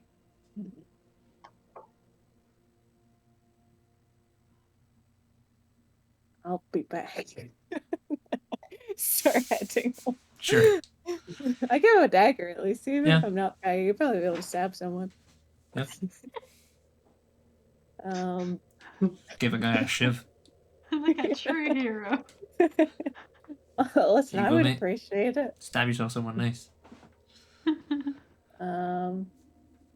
Yeah, I'll follow along. Sure. You're just following as is? Yeah. Okay, give us a trying stealth to be check. a little bit sneaky about it, yeah. Stealth. 17. 17. Sure, so you follow the web round. As you are following the web round, so like your 17 will get you to Malbryn's cell. But as you kind of follow the web, you do pass by kind of an opening. It's like, you know, these prison cells they're built into like they're kind of a natural cave system. So there's a lot of weird ups and downs and twists and turns and stuff. But you do pass an opening into what looks like some kind of guards' quarters. Where you can see there are 3 guards in there, and they're like they've got your staff and they're like playing with it basically. They're like one of them. They're like one of them's like trying to like see how many spins he can get on his finger, and like tossing it and stuff. This guy is small. At least it's not lit. No. Oh well.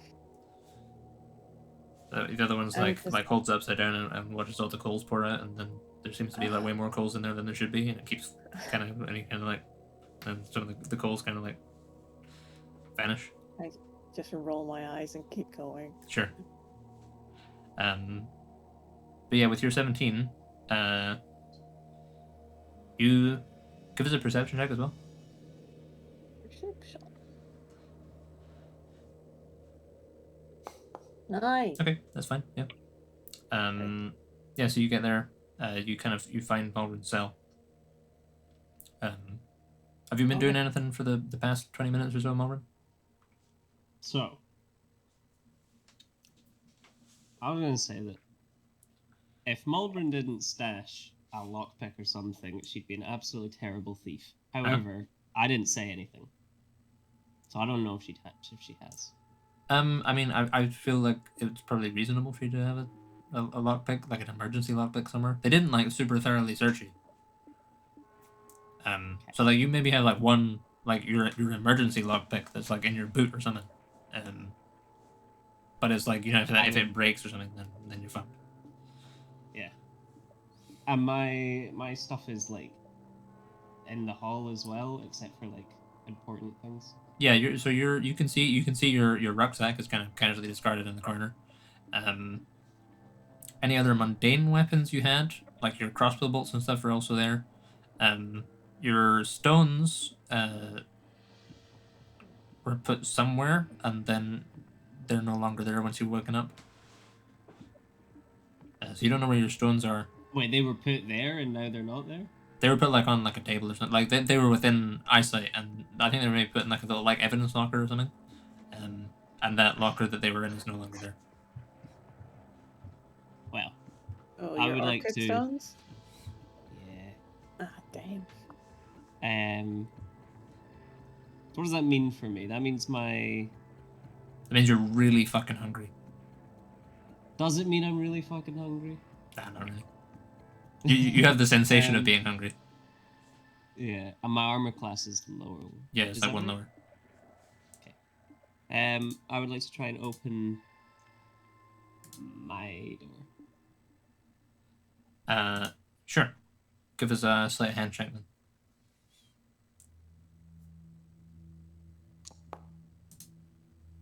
What is it? Yep, it'll just you're just like okay, yeah. Like it's like a slightly unfamiliar design of lock down here. They seem to have I don't know. They seem to have arrived at how locks work in a slightly more roundabout way. But you're like, yeah, it's all pretty like it's like the lock, like the pins are sideways instead of like up and down. So it takes you a bit, but you kind of pop it, and it kind of eases open. Cool. I want to grab my stuff. Uh-huh. Put my stuff on. Sure. Am I there at this point, or am I arriving? Or walking towards them? I mean, how quickly would you do this after waking up, Malbryn? Lidda had obviously shouted that she had a plan, but didn't communicate any time about when that plan was going to go off. I would probably, so I'd wake up and I'd see the webs, and I'd probably be like, right, alright, something's happening. So I'd probably wait a little bit. Sure. And then get on with it. Maybe like preemptively unlock it or something. Okay, sure. So I mean, whenever you roll a D100, if it's above 50, this all happens basically simultaneously. If it's below 50, there's a wee bit of extra, couple minutes. Boom. 40. Yeah. So by the time Malbryn, you kind of recover your stuff and kind of get suited up again. There are other inmates in your block as well, but none of them, they all seem to still be asleep. And you're pretty quiet about this stuff, so you kind of managed to suit up, and you have no sign of Lidda. I know that you'd be expecting sign of Lidda, necessarily, but you do see these webs on the ceiling. So what is your plan? Get my kit. Mhm. What am I missing from my kit? My stones, my pallor, the mantle. Anything magical, right? Yeah, basically, you got your wrist bows were probably in with your bag and stuff. Sweet. I had the so like dagger of venom. Is that gone? Yeah, that's. I think your brother has it. He took both of them. I think you took both of them. Yeah. Motherfucker. My mask, is that gone? No, you probably still got your mask.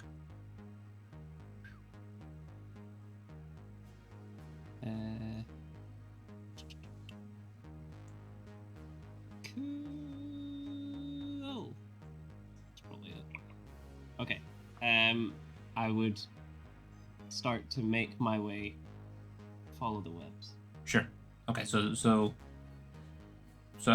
you guys find each other just outside the doorway to this guard's quarters where Lidda's staff is. Like you kind of Lidda, you kind of stop and clock that what's going on there. That's my fucking staff.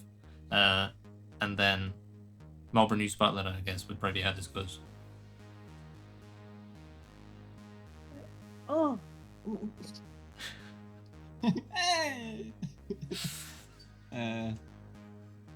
Cool. We should go somewhere to discuss a plan.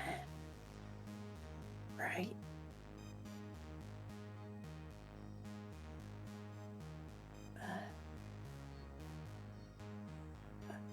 Yeah. Let's start Alright, we'll going. head back to my cell then. I can take Malbryn's stealth now. Oh, you can, yeah. Can. Yeah. So you guys make it back to Malbryn's cell, no problem. Wait, Sweet. Malbryn. What the fuck is going on?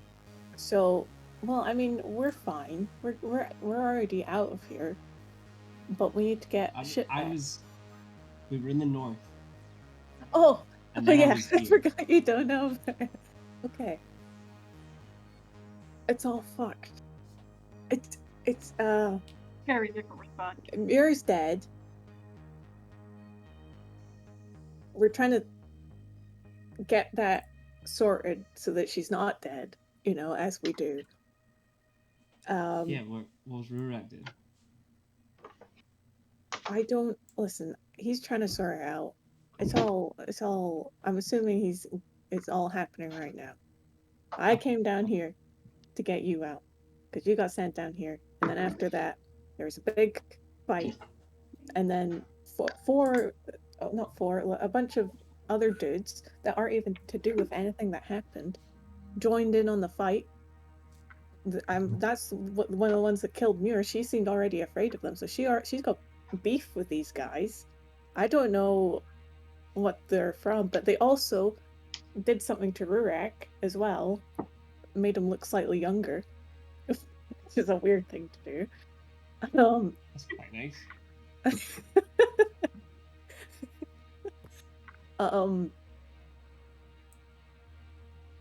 Everything's okay, bad we just news okay, bears, okay. but we need to get out of here. Everything's fucked. Yeah. We need to go. I need my. Yeah. They took my swords. Uh-huh. My mantle. Mhm. And my stones. Your mantle, the lady was wearing it, and also your daggers. Dude, your brother, cousin, I'm he had related it. to everyone here. I don't know what's going on. Could you give me a Everyone perception check, else Malbryn? has them. The old lady's a bit. I tried to deck her. It didn't work. Can we Did you say say that we're like? Did you say a perception check? Perception, yeah. Sorry. You can give us one as well. Then. Can I say we're in Malbryn's cell or something? Yeah, Like that we makes sense. just like went back into there. 14. 14. Sorry, what was the last thing you said, Malbryn? The old lady's a boot. I tried to dagger. The old lady's a bit. I tried to deck her. A voice comes from behind you and says, "Oh, Nightshade, that's no way to speak about our matron." And you can see your aunts standing, like with the cell door open. Oh, come on. We're trying to have a conversation here. So meanwhile, I had a plan. Narinn, you are in the restaurant in Scale. and the lady you're meeting with had said, "Now, what is it you wished to discuss?"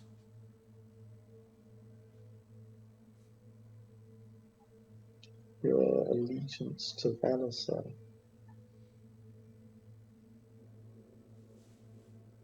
Go on. Just like eating a croissant. Hang on, lights. Oh. I'll deal with lights in a minute. It's fine. I can negotiate in the dark.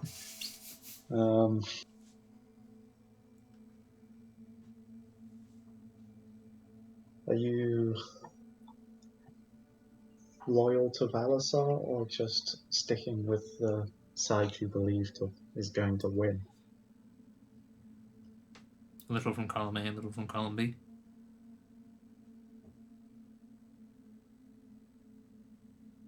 What if I could convince you that we were going to win? That would be a tall order. Yeah. But what if? Convince me. I'm sure you're up to date on our previous feats. Yes, as I recall, one of you was banished from the knighthood he was given by the human barony. The rest of you were exiled from that barony. You know that's not what I was talking about. Also, sure, There was an that incident shows at an that arena. we're on the same level. Let's not talk about the arena incident. It was a whole And kerfuffle. you've been here for between 2 and 4 weeks and have accomplished nothing of any real note. Okay, you got me there. We're not exactly masters of war. However, So we are again, convince me masters. again how you're going to win this war?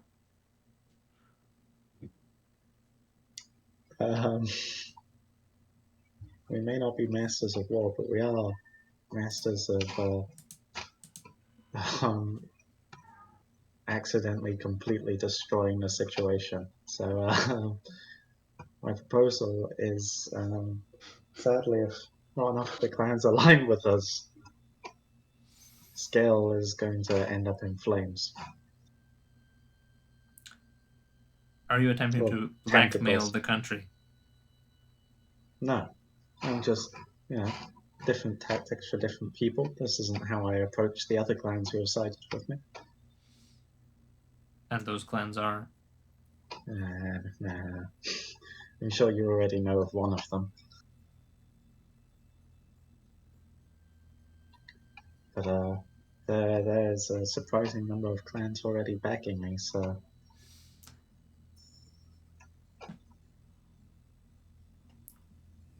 There's little evidence to show of that. See, for once we've been doing a good job of covering stuff up. Yeah, it's rare for us, isn't it? Give us a deception check.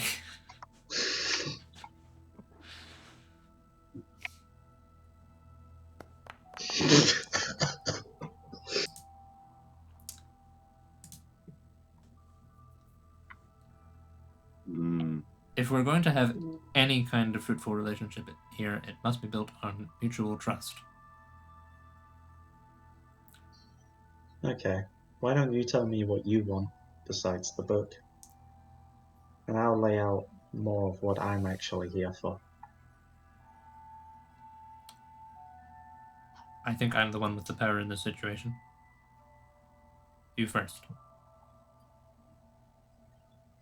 I asked first, though, and I'm the one who has the book.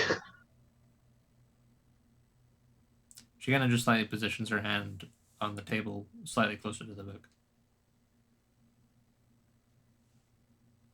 Me and my brother have come back not with an intent to rule, but Zorgar has his own reasons for coming here, but mine is more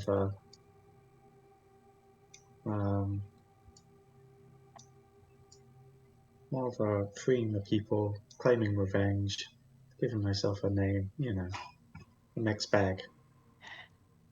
It's all or nothing here. Mm-hmm. What is it you're after?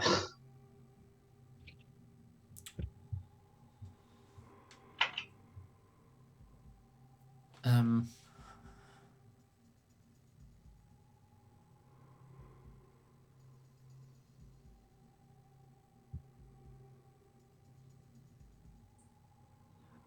She totally dodges the question and says, "What is it? What do you mean? It is not your intent to rule? What is your intent here?" If we're going, like you said, if we're going to have a good relationship, it's going to have to be a bit more give and take as opposed to just give.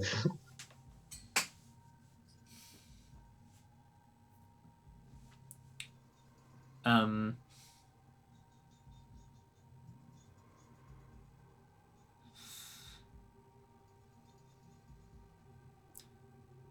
She says,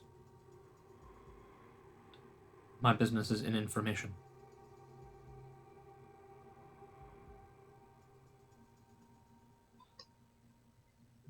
What if siding with us, you could be hooked up to a greater network within the mainland? Explain. I have many contacts. I've spent many years in the mainland, a few in particular that come to mind. But their business is also in information.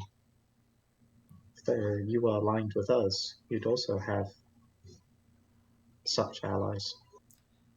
And what makes you think we don't already have those allies? Hmm? You started a war with the mainland. Some of your allies who reside there might start dropping off.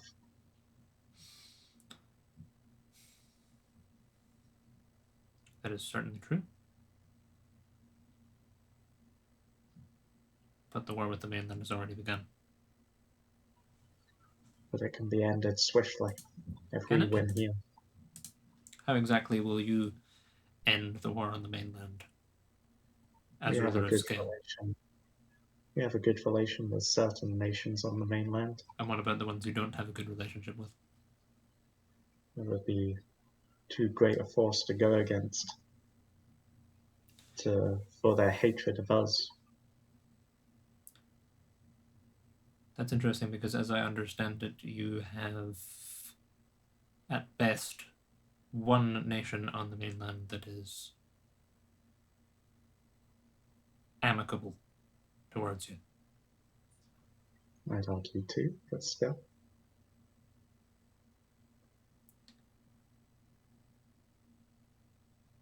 Two amicable nations does not a united front make.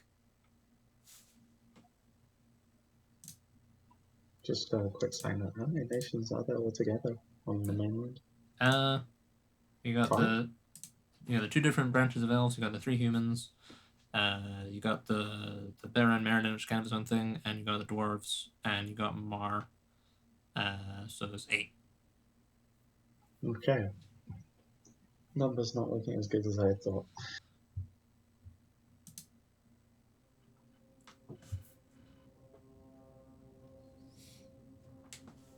Like I said, Zorgar and I have not come here with an intent to rule, just to dethrone. And assuming your success in dethroning the Scale Lord, what is your intent after that? I'm just a simple smuggler, adventurer. Some would sometimes argue pirate, but I heavily deny that.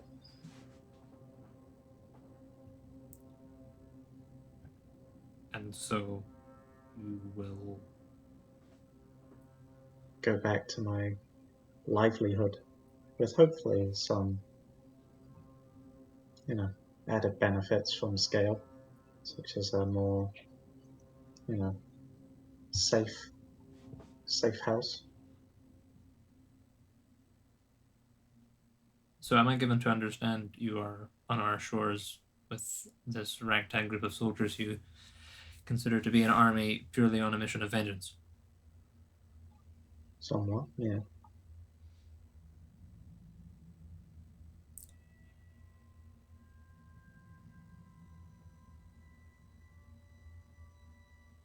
So what is in it for Vexir to potentially endanger our standing with the Scale Lord and his house if you are merely going to put a new Markex in his place? You never said a new Markex has to go in his place. What's going to go in his place then? That's up for discussion after Valasar has been dethroned. But That's rather a large open question.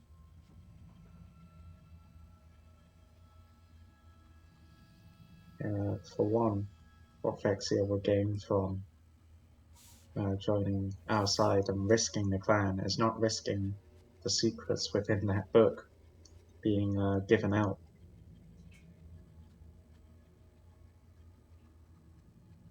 And what secrets might those be? You both know what's in that book. I know what's in that book. I'm not convinced you do. Okay, my party members know what's in that book. I'm gonna be honest, not the biggest reader myself, but the book has been decoded and read.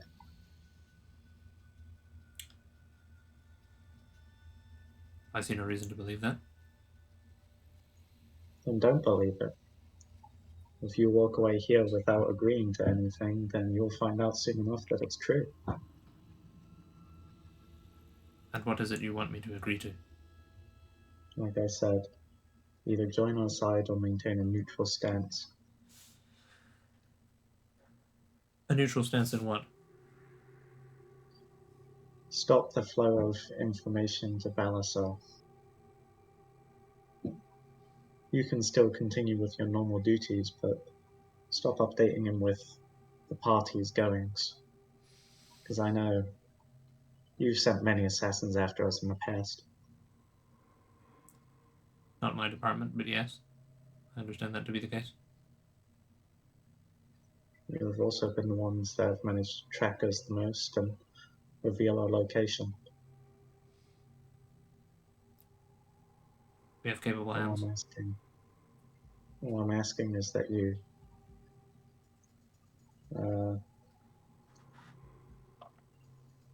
stop providing these advantages to Valasar and see which Markex truly comes out on top.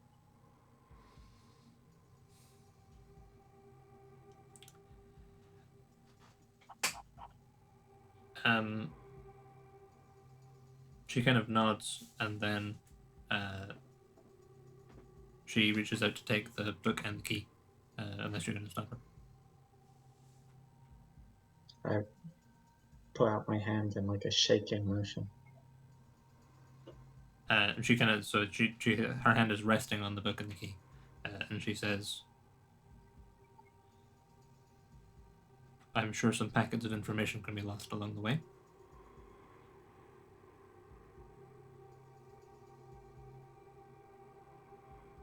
Right.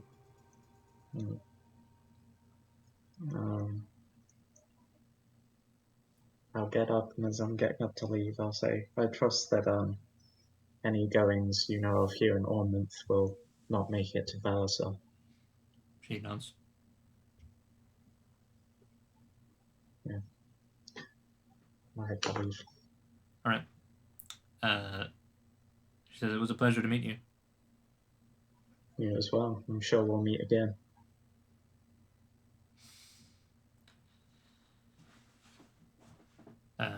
She doesn't say anything, but kind of like, she gives you like kind of like a wordless goodbye, like kind of like a, but then are you just leaving? Yeah. Sure.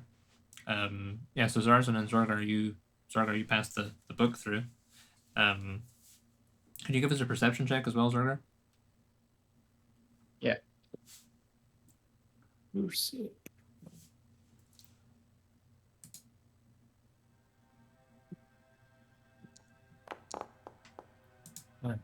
No, so bad. Okay. Yeah, so you guys see about 15, 20 minutes go by, and then Narinn emerges from the restaurant. So Narinn, you know they're on the rooftop, and you guys are on the rooftop. Can obviously see Narinn. What is your plan here?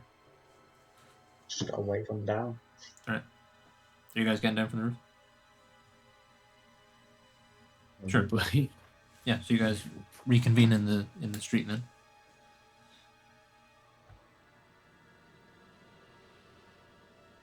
Right, deal done. Let's go back to the warehouse and prepare for the next meeting of the day. Busy meeting day. What did you What say? was the deal? Well, What deal did you make? Vexir are going to play a more neutral role in this war now. Some bits of information will be lost on the way to Balasar, which will hopefully buy us a bit more breathing time. In the right direction. And they're just going to wait to see who ends up on top. Assuming they don't betray us, which is almost guaranteed, but still. Yeah. Sure. So you guys just heading back to the warehouse? I'm kind of waiting for the afternoon meeting. When was our next meeting booked for? It was just kind of afternoon time. The wizard was supposed to meet you on the street next to the warehouse. Alright. Yeah, if we have enough time to go back to the warehouse, yeah. I mean, it's like early morning right now, so you even have some space to accomplish any other things you might want to accomplish today. It's kind of up to you guys.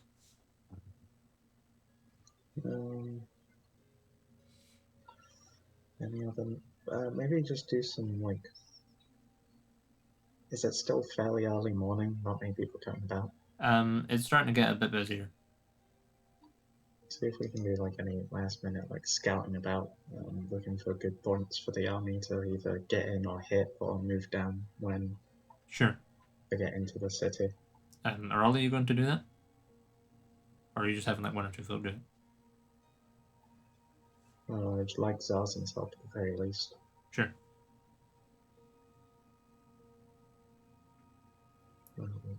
Zorgar can do whatever the hell he wants.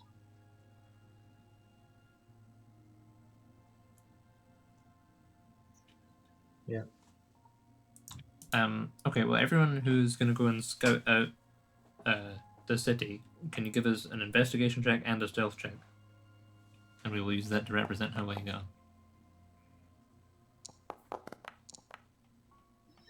Well, 18. He's Okay. unlucky to re-roll that investigation. Yeah, okay. There we go, he's better than stealth. Yeah, fuck. Is it just stealth and investigation? Just stealth and investigation, yeah. Okay.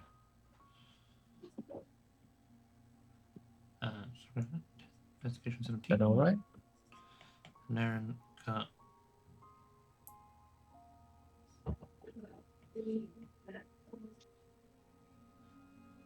investigation 19.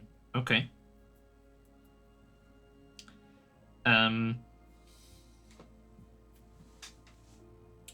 So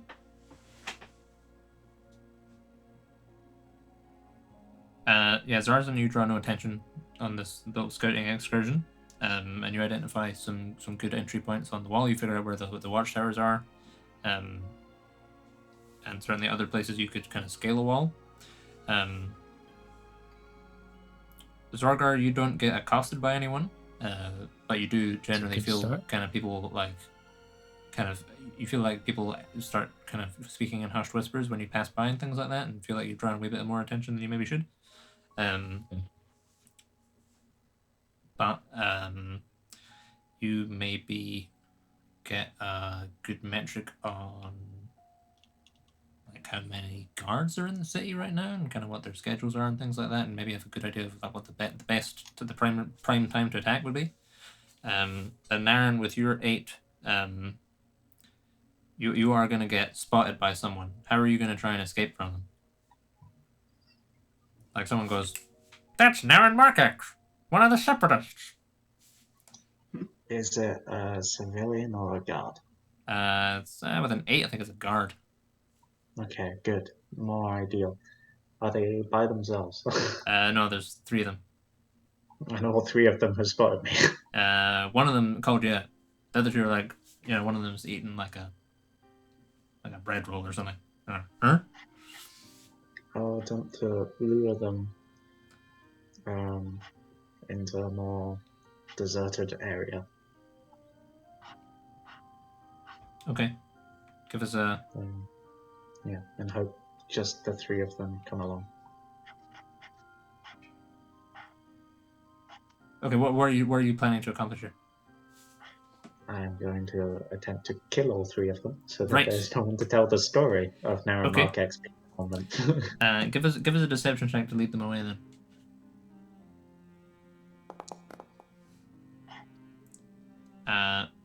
Yep, yeah, okay, yeah, you managed to get them. They chase you into an alleyway.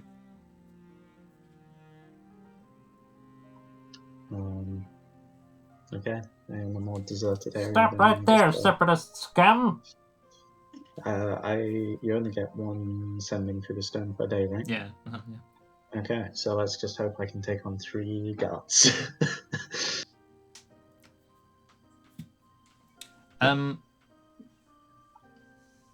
Okay. Well, I mean, they're just regular guards. Nice. So, in the interests of expediency, give us 3 attack rolls. All with Nautilus? I guess so, yeah. Just as a kind of a representative sample of how well they did.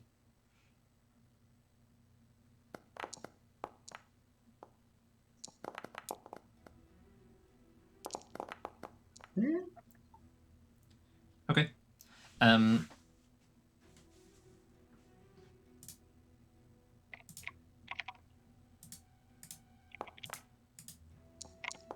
Liking those numbers. Okay. So yeah, these are just regular Mukas guards. You're not gonna be really any significant problem for Narinn. So you managed to pretty brutally murder 2 of them. One of them you knock unconscious, thinking he was killed, but is maybe gonna wake with a head injury and may remember what kind of happened. But by that point, I can do about that. Just he's going to remember. Probably, yeah. But also, it'll be like, the other people won't be able to. Well, I mean, they are going to find some amount of corpses with like 3 friggin' trident poked holes in them. So Narinn was gonna make some effort to hide the body in like a dumpster or something. Sure, yeah. Yeah, okay, and let's say, how many hit points you got? 125. Okay, I'm gonna have you take 31 damage total from your wee excursion there. Cool. So down to 94. But yeah, you managed to kind of deal with that little situation. And with your 19, maybe one of the dudes you kill has like a little some kind of important piece of information on like a note or something, like his orders for the week or something. So I'll get back to you guys on those specific benefits. They'll probably probably give you some bonuses in the actual siege. So you guys are otherwise just kind of reconvening and waiting for the wizard to show up? Maybe clean myself up a lot. Yeah. Because of the blood. Yeah. Sure. Okay. So let us then. Let's jump back to. We've not visited Rurak and H'rafn for a wee while, have we? So let's go there. So yeah, you guys are standing in the reception area. While this lady talks on the phone, and she's like, "Oh yeah, yeah, no, they're from Rel's Heroes. Yeah, yeah, yep. That's the ones. Yep. All right. Okay. Can you do it any faster? Really? What about if we? I can phone and rearrange that. All right. Okay. I'll okay. Thank you. And she kind of turns around and says, "Where are my notes here?"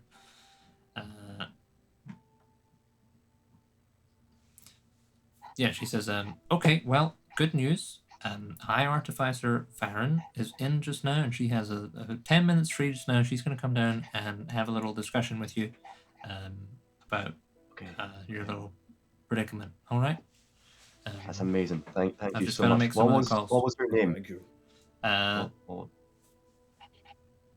This person's name or the person who you've made the appointment with? Well, if I can get both, that'd be great.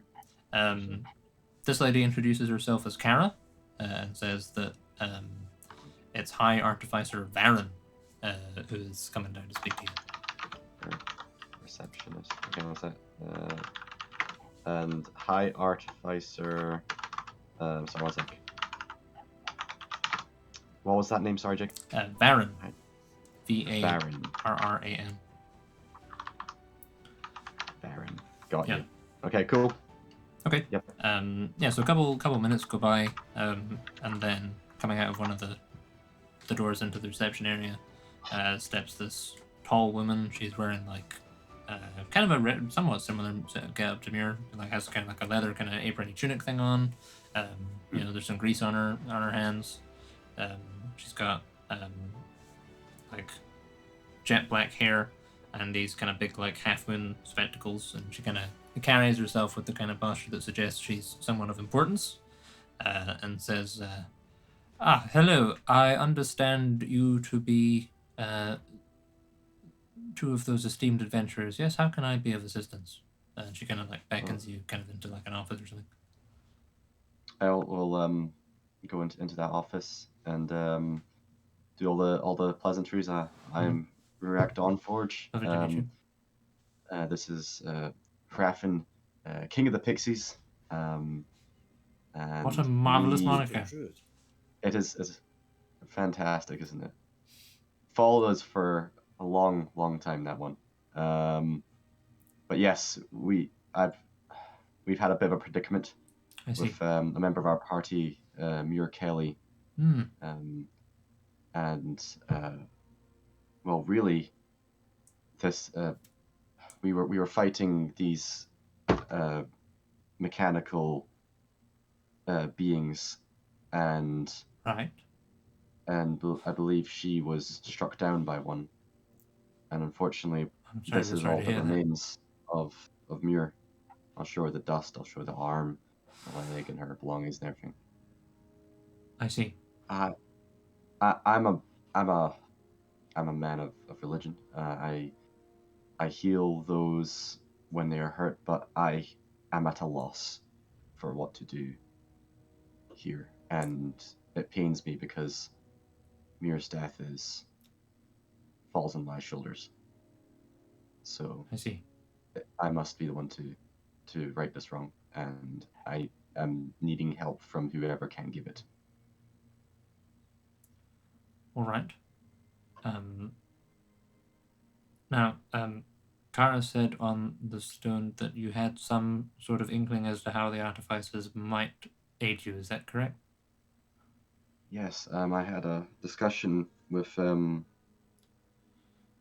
Ezekiel in the High Church, and he had suggested that there might be a way to bind a soul to another body, and I thought that with Mira's inclination into being an artificer and her already having mechanical limbs and whatnot, it may be appropriate to come to yourselves, the artificers, with this idea. It does not fail me that obviously an empty vessel or like an automaton or a robotic body is not something that is just you have lying around. I've gone through a journey trying to create a golem, and I know that these are type of things are very very costly, and I just wanted to come to you to try and find some sort of next step. If I think the first step of that would be something to bind Muir's spirit to. If, yes. If that would even be possible. Well, let me begin first, of course, by expressing my sympathy for your loss. It's always difficult losing someone close, and especially so when you feel responsible for having played a part in that. Now, while what you are proposing is, well, it is theoretically possible, I believe. However, the only recorded success of a mechanical simulacrum like that was when the soul was still perambulatory, you see. Doing so with a late individual should still work, although I can't guarantee it, provided you have a physicalized soul, like you're saying now. That is, I'm afraid, to my knowledge, certainly, the extent of the good news. While such an experiment is theoretically achievable, it would be very unlikely to be something the artificers would be willing to assist with. There are a number of ethical dilemmas at play. Firstly, does the soul in question actually wish to return to life, as it were? If not, then doing that would, well, it would hardly be proper. Secondly, this is an extremely under-researched area, and off the top of my head, I could foresee trouble with the restoration of long-term memories, of short-term memories, of personality facets, language skills, overall mind function, etc., etc. It simply put, were the individual to be restored to life in this manner, they may not be the same individual that they previously were. They may not even remember who you are. The person you found dearest may not resemble that individual anymore.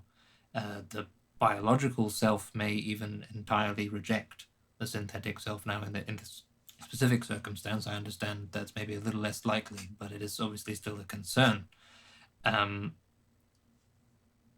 Thirdly,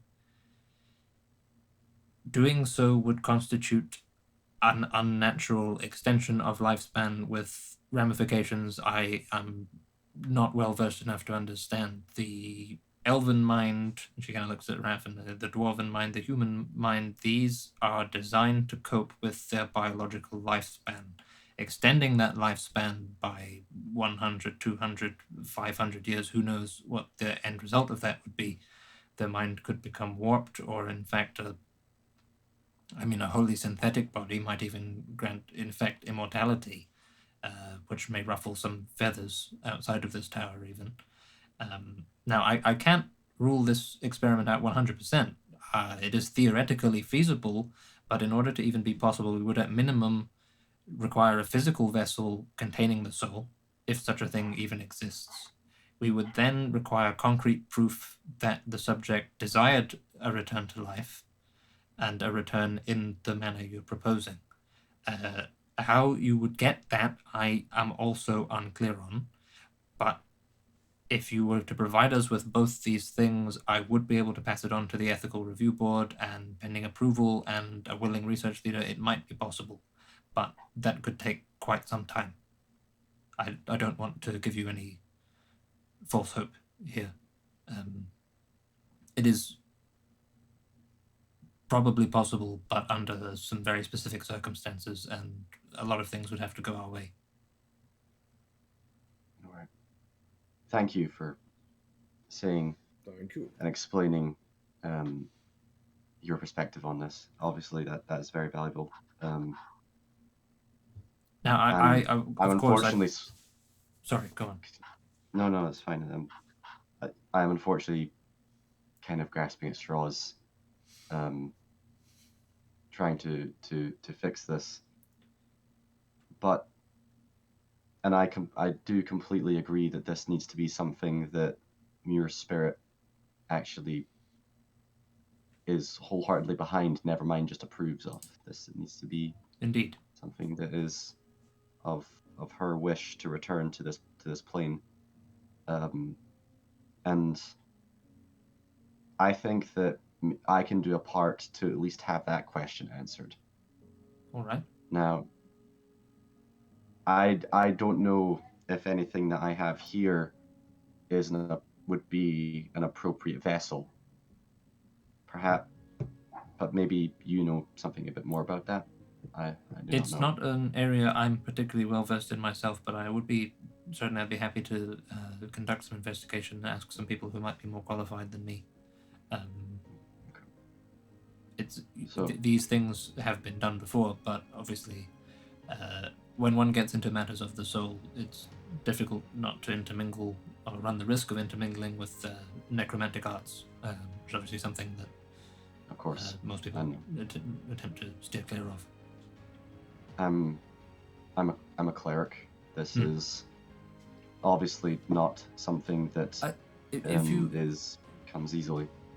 If I may ask, I understand, given the stories, that you catching a looks at both of you, that you're both quite,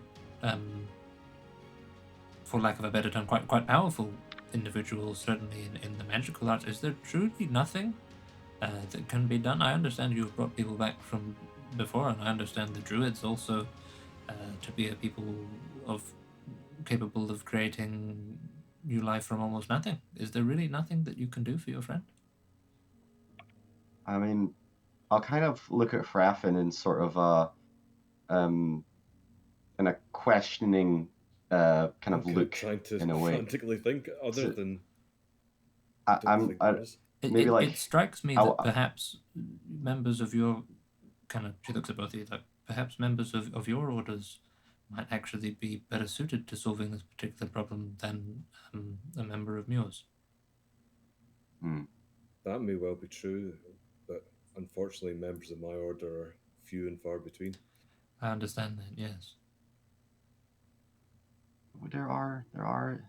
There is at least one that we, H'rafn.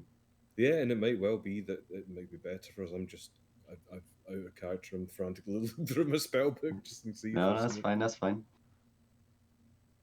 Okay, well, I thank you very much for your time, Master. I'm sorry I can't be of more immediate assistance. As I say, if you can provide us with the soul and some manner of consulting it, I can certainly see what we could do. It would quite literally be a first in that field, and something we would, assuming all the boxes are checked, be interested in pursuing. But I don't want to lie to you about our chances.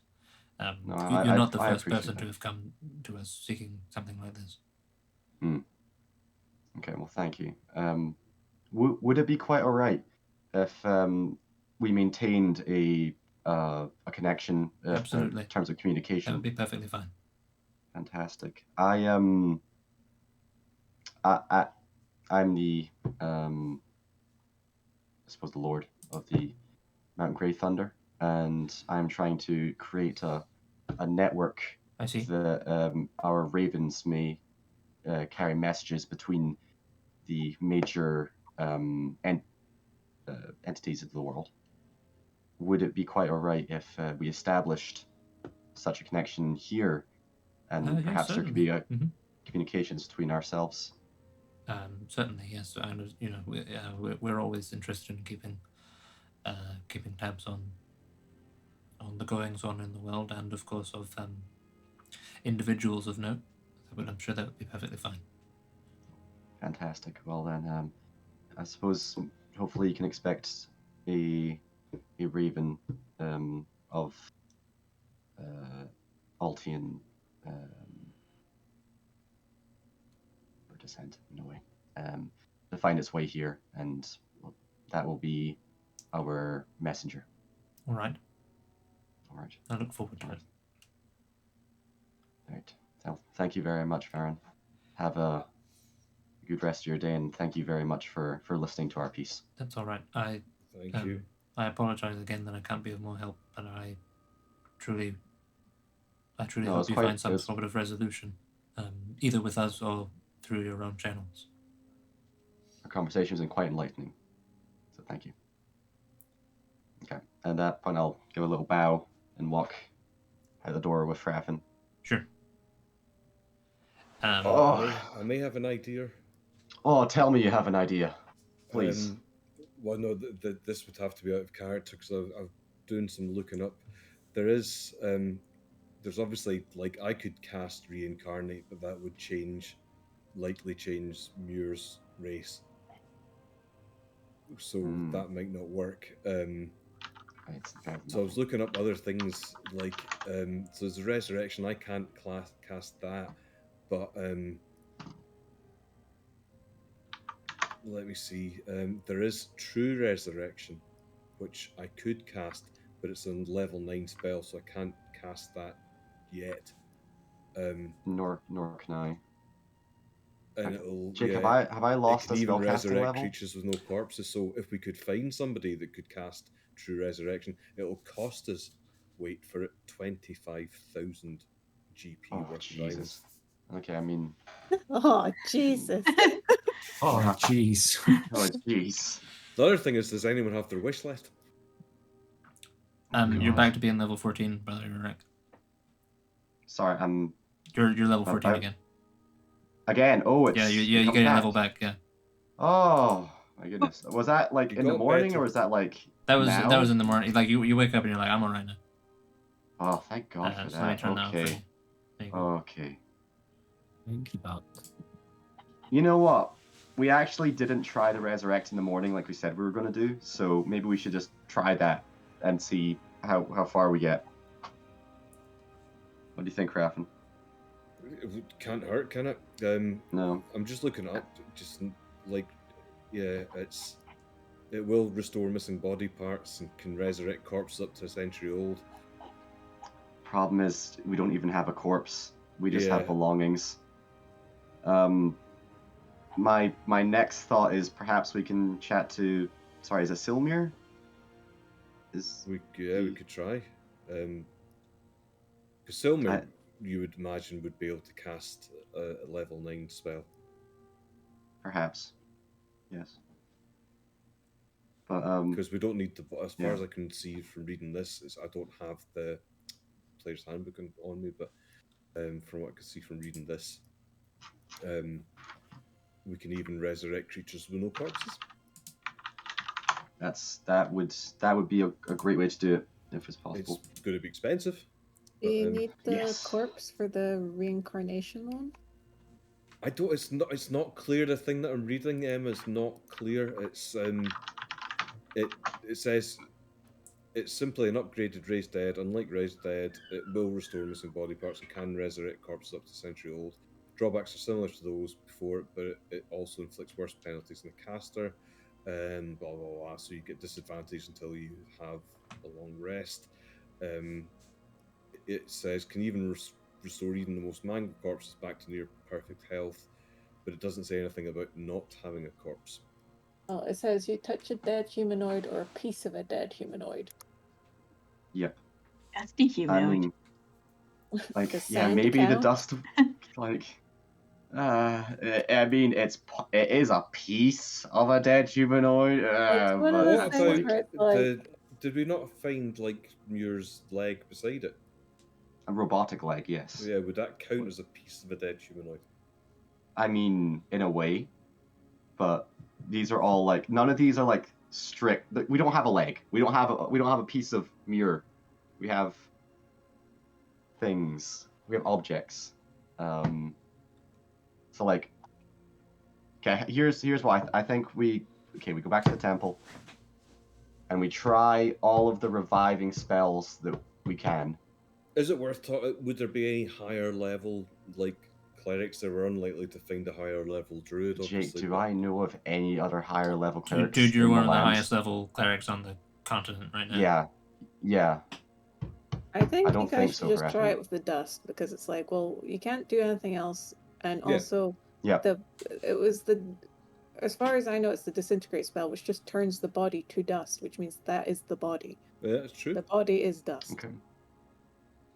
Maybe I'll come back as a dust cloud with the ugly Oh, eyes. that'd be good. Right, Jake. Plan is we're going back to the temple. We're gonna try resurrections. If it doesn't work, we're gonna go to Silmir. That's the idea. Cool.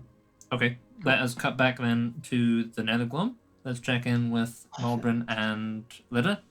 So you guys are standing in the Malbryn cell, and Malbryn's aunt has just appeared and kind of tut-tutted you.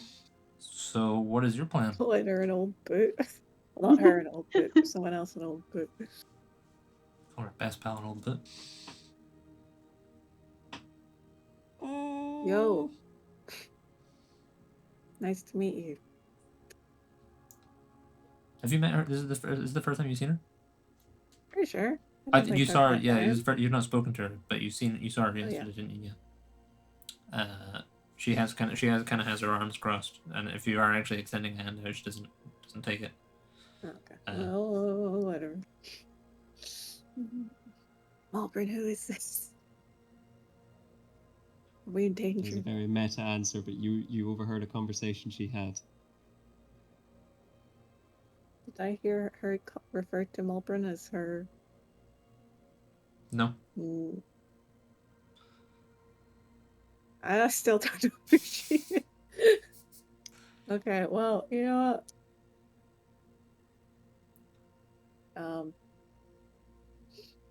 what? Like Grad, This impasse is here. my aunt. Oh, you know what? Yeah, I get it. I see it. I'm going to go find my player's handbook. I think from what I can work out, true resurrection would work. Resurrection will work depending on whether the disintegrated ashes count as the body. I like the idea Raph just walks into the room and just sorry. and leaves. I'm just like ghostly presence. Just has a thought and then out the cell. Sorry, Fox. Oh, I've got no idea what did it. so you're gonna. So, why are you here? She says, I just came to check up on Molly. Oh, she's doing great. You're not meant to be here. No. And she But kind I'm of points also at just Malbryn. checking up on Molly. And she says, and you're not meant to have any of that stuff, Nightshade.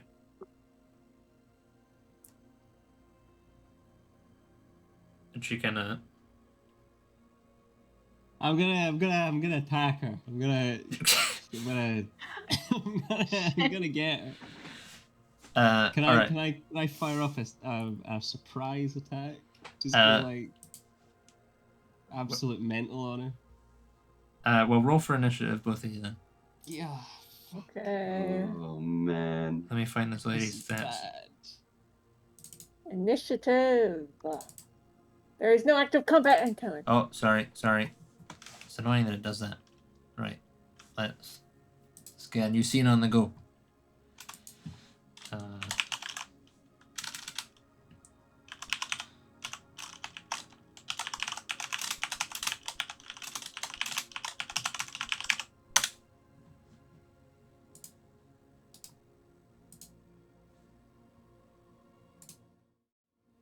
I don't own a token with vision in this scene. Right, hang on. So, token vision. Turn that off. Now you should see some grey. Yeah. And a dragon. Malbryn. And a drag. And a dragon. Oh, a dragon, a Lidda. There's two dragons? And let's go for Vara. Lidda, you're very hurt. What's going on? No, I'm not. I slept. I'm fine. I just haven't What's going done on? that one. My hit points are full again. It's fine.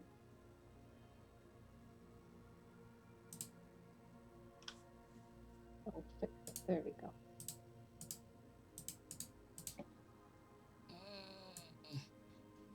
Hang on, I'm going through my fucking spells.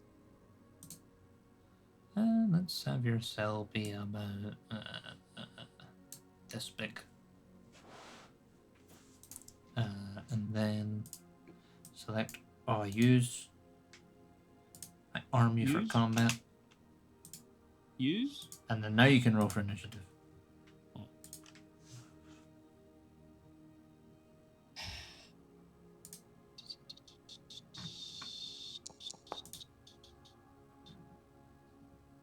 So, did that roll for me twice? What was giving me advantage on my initiative? Was that the mantle? I have no idea, to be perfectly honest. Let me check. I feel like it's maybe a rogue feature.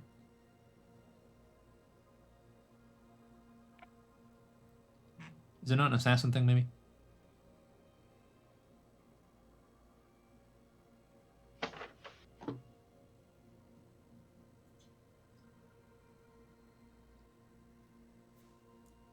I don't know how I'm gonna find it.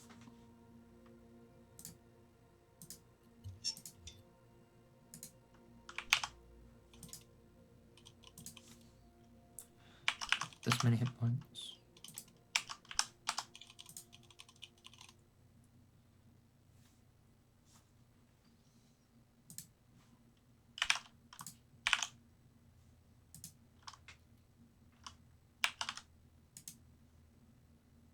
There's something I could do that could potentially make us not need to do combat. That would be fantastic.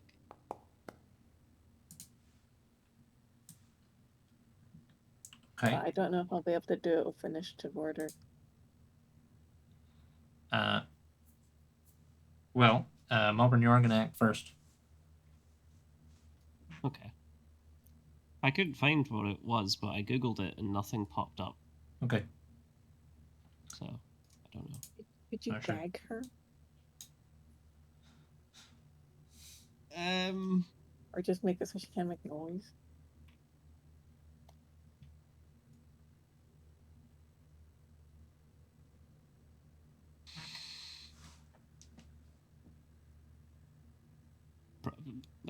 Probably.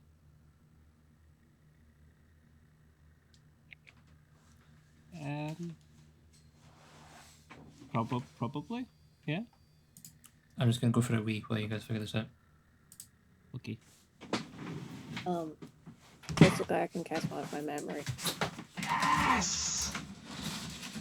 And I can just make her think that she came here, saw you, asked you the questions that she was going to ask. You gave the same similar kind of answers as you did the night before, and she realized she wasn't going to get anything out of you, and she left. Yes. Yes.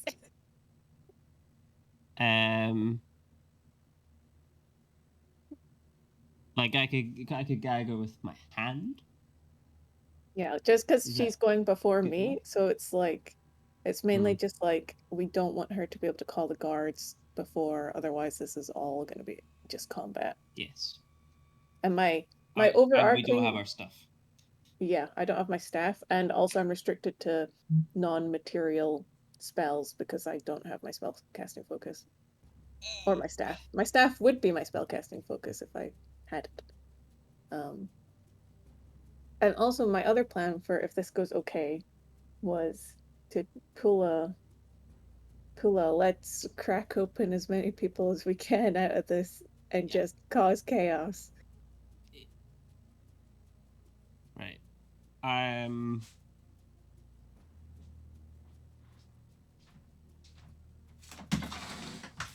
maybe So, take a old boot.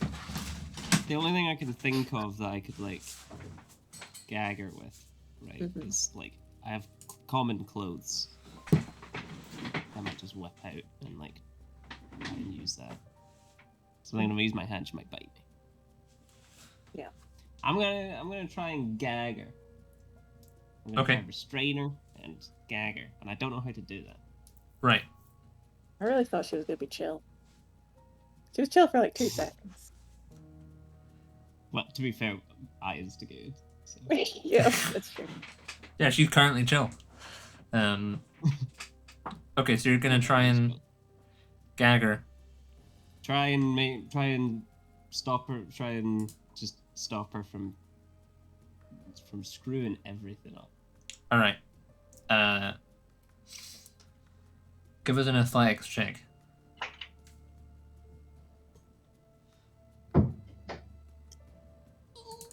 Okay.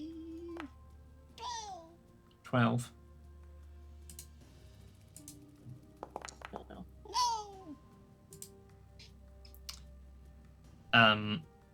Could it not be like a whoosh, a whoosh with the clothes?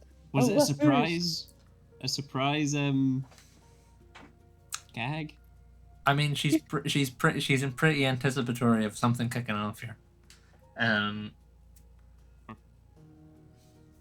mean, can you grapple with acrobatics? I don't think you can. It's a muffle, not a grapple. Well, so I mean, describe what you're trying to do. It's a cool flip. What are you trying to do? What if it,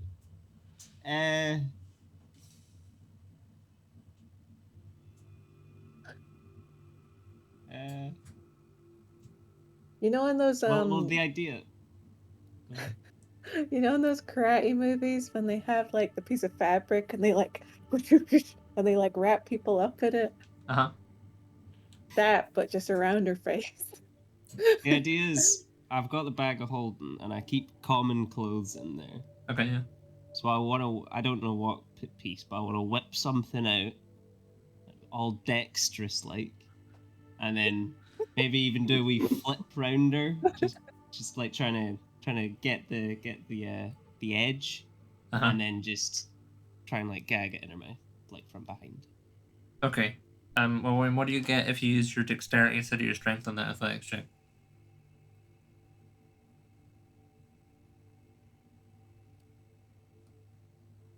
Not enough. Not enough? I think, right? My strength is +2, my dex is +5. Okay, yeah. Yeah, so you... Acrobatics.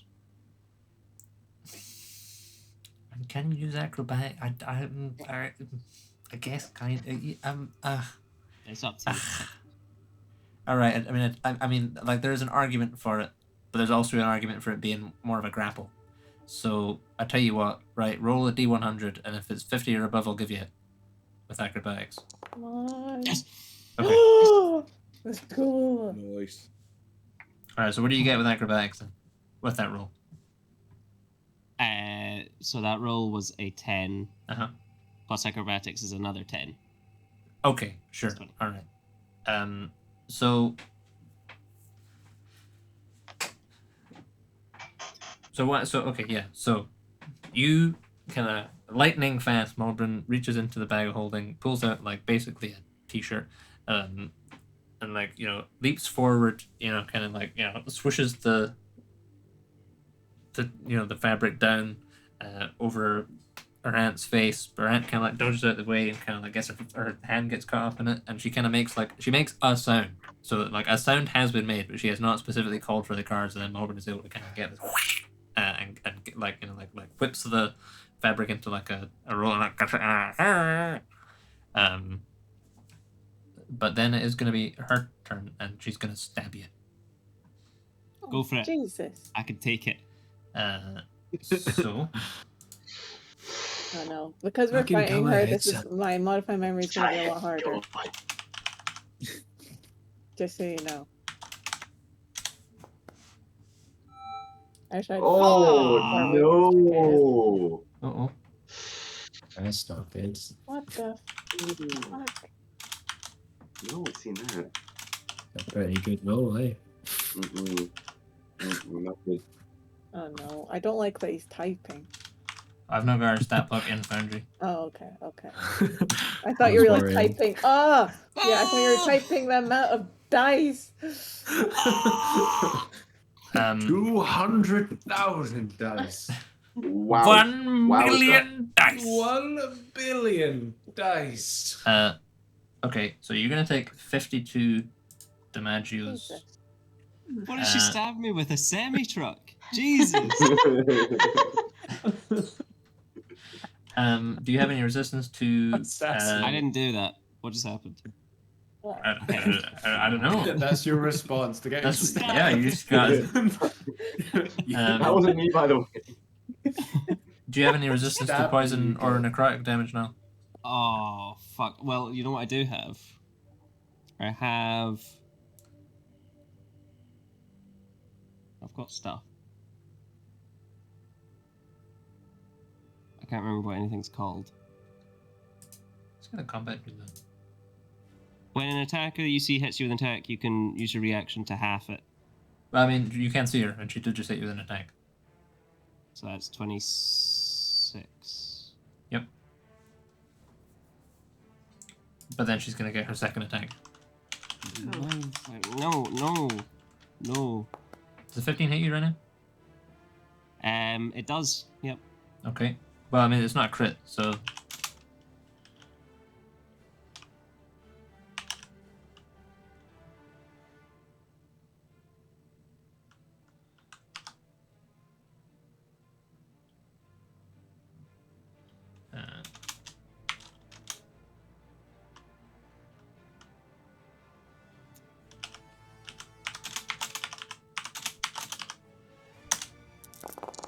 that would be another 22.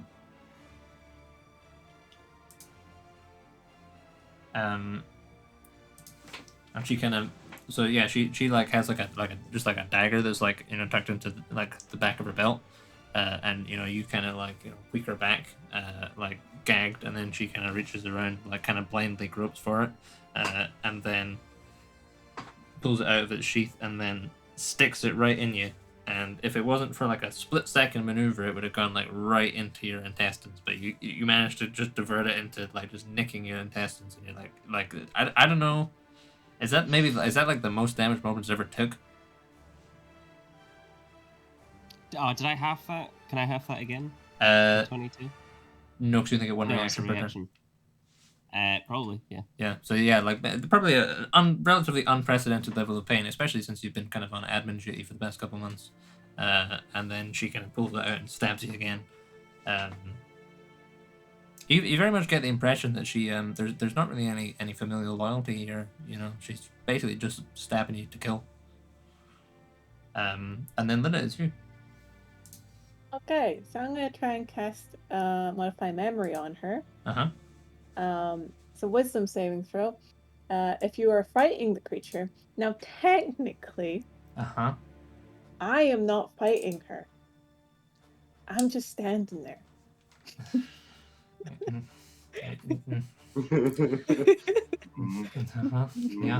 Yeah, I guess so. Yeah. So up to you whether she gets advantage on that or not.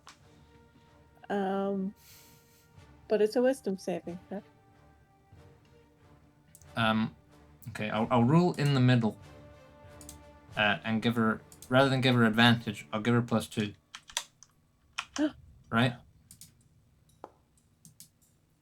There'll be a 16. How about you give her advantage? Hmm?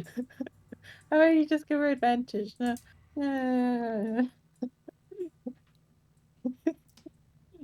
not the 16. Wait, is that with the +2?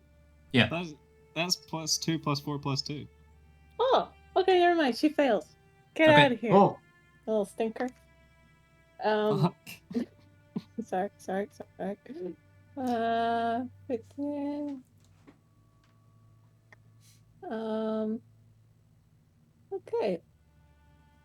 I'm gonna affect the target's memory of an event that happened in the last 24 hours, that being the past 10 minutes. And say Past that 4 seconds. Yeah.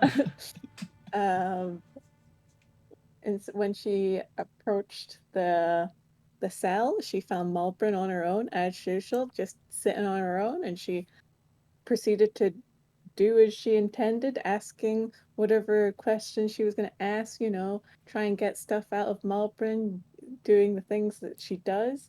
Malbryn proceeded to continue to not really give any real proper responses again, that sort of vibe. And she figured that she wasn't getting anywhere, so she decided to leave. And it was just perfectly normal. Okay.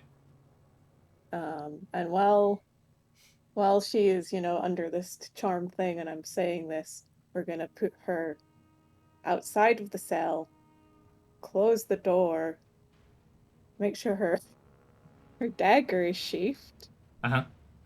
And I'm going to hide in the cell behind Malbryn. You could use my stealth. Yeah. Okay, Exactly. give us a stealth check, Malbryn. I'm very tiny.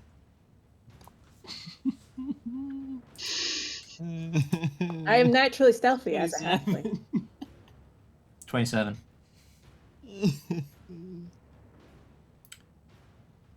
Okay. That relies on being uses my boots. I don't know that. Yeah, you don't have your boots. Alright, cool. Why don't you have your boots? Well, if I was just looking at the stuff I have and my boots, if I do a stealth check that relies on being like moving silently, yeah, I get advantage on it. I'm just like, where did you lose your boots? No. No. Why? Why did I lose them? I feel like you had to make a check that didn't involve your boots recently for something. And that was like the first time it's ever happened. Was that because were you doing stealth in the anti-magic zone? That was probably it, right? Yes. Okay. Yes. Yeah. Okay. That's fine. Okay. Yeah. You got your boost. Okay. Well, I mean, at 27, you know, Lidda's fucking not there. Okay. So you kind of like she's in a bit of a daze, and yeah, you kind of you sort of you like she's kind of like and you kind of pull the knife out of Malbryn, stick it back in the sheath, push her outside the cell.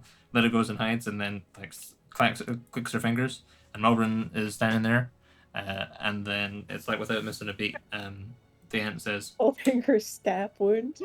"Yeah." The ant says, "Well, that's very disappointing, Nightshade," and she turns on her heel and leaves. And that is probably quite a good place to actually pause for today. So Yes. yeah, we'll pick up next week, and see what becomes of our pals. So if you watch the stream, cheers for watching. See you later.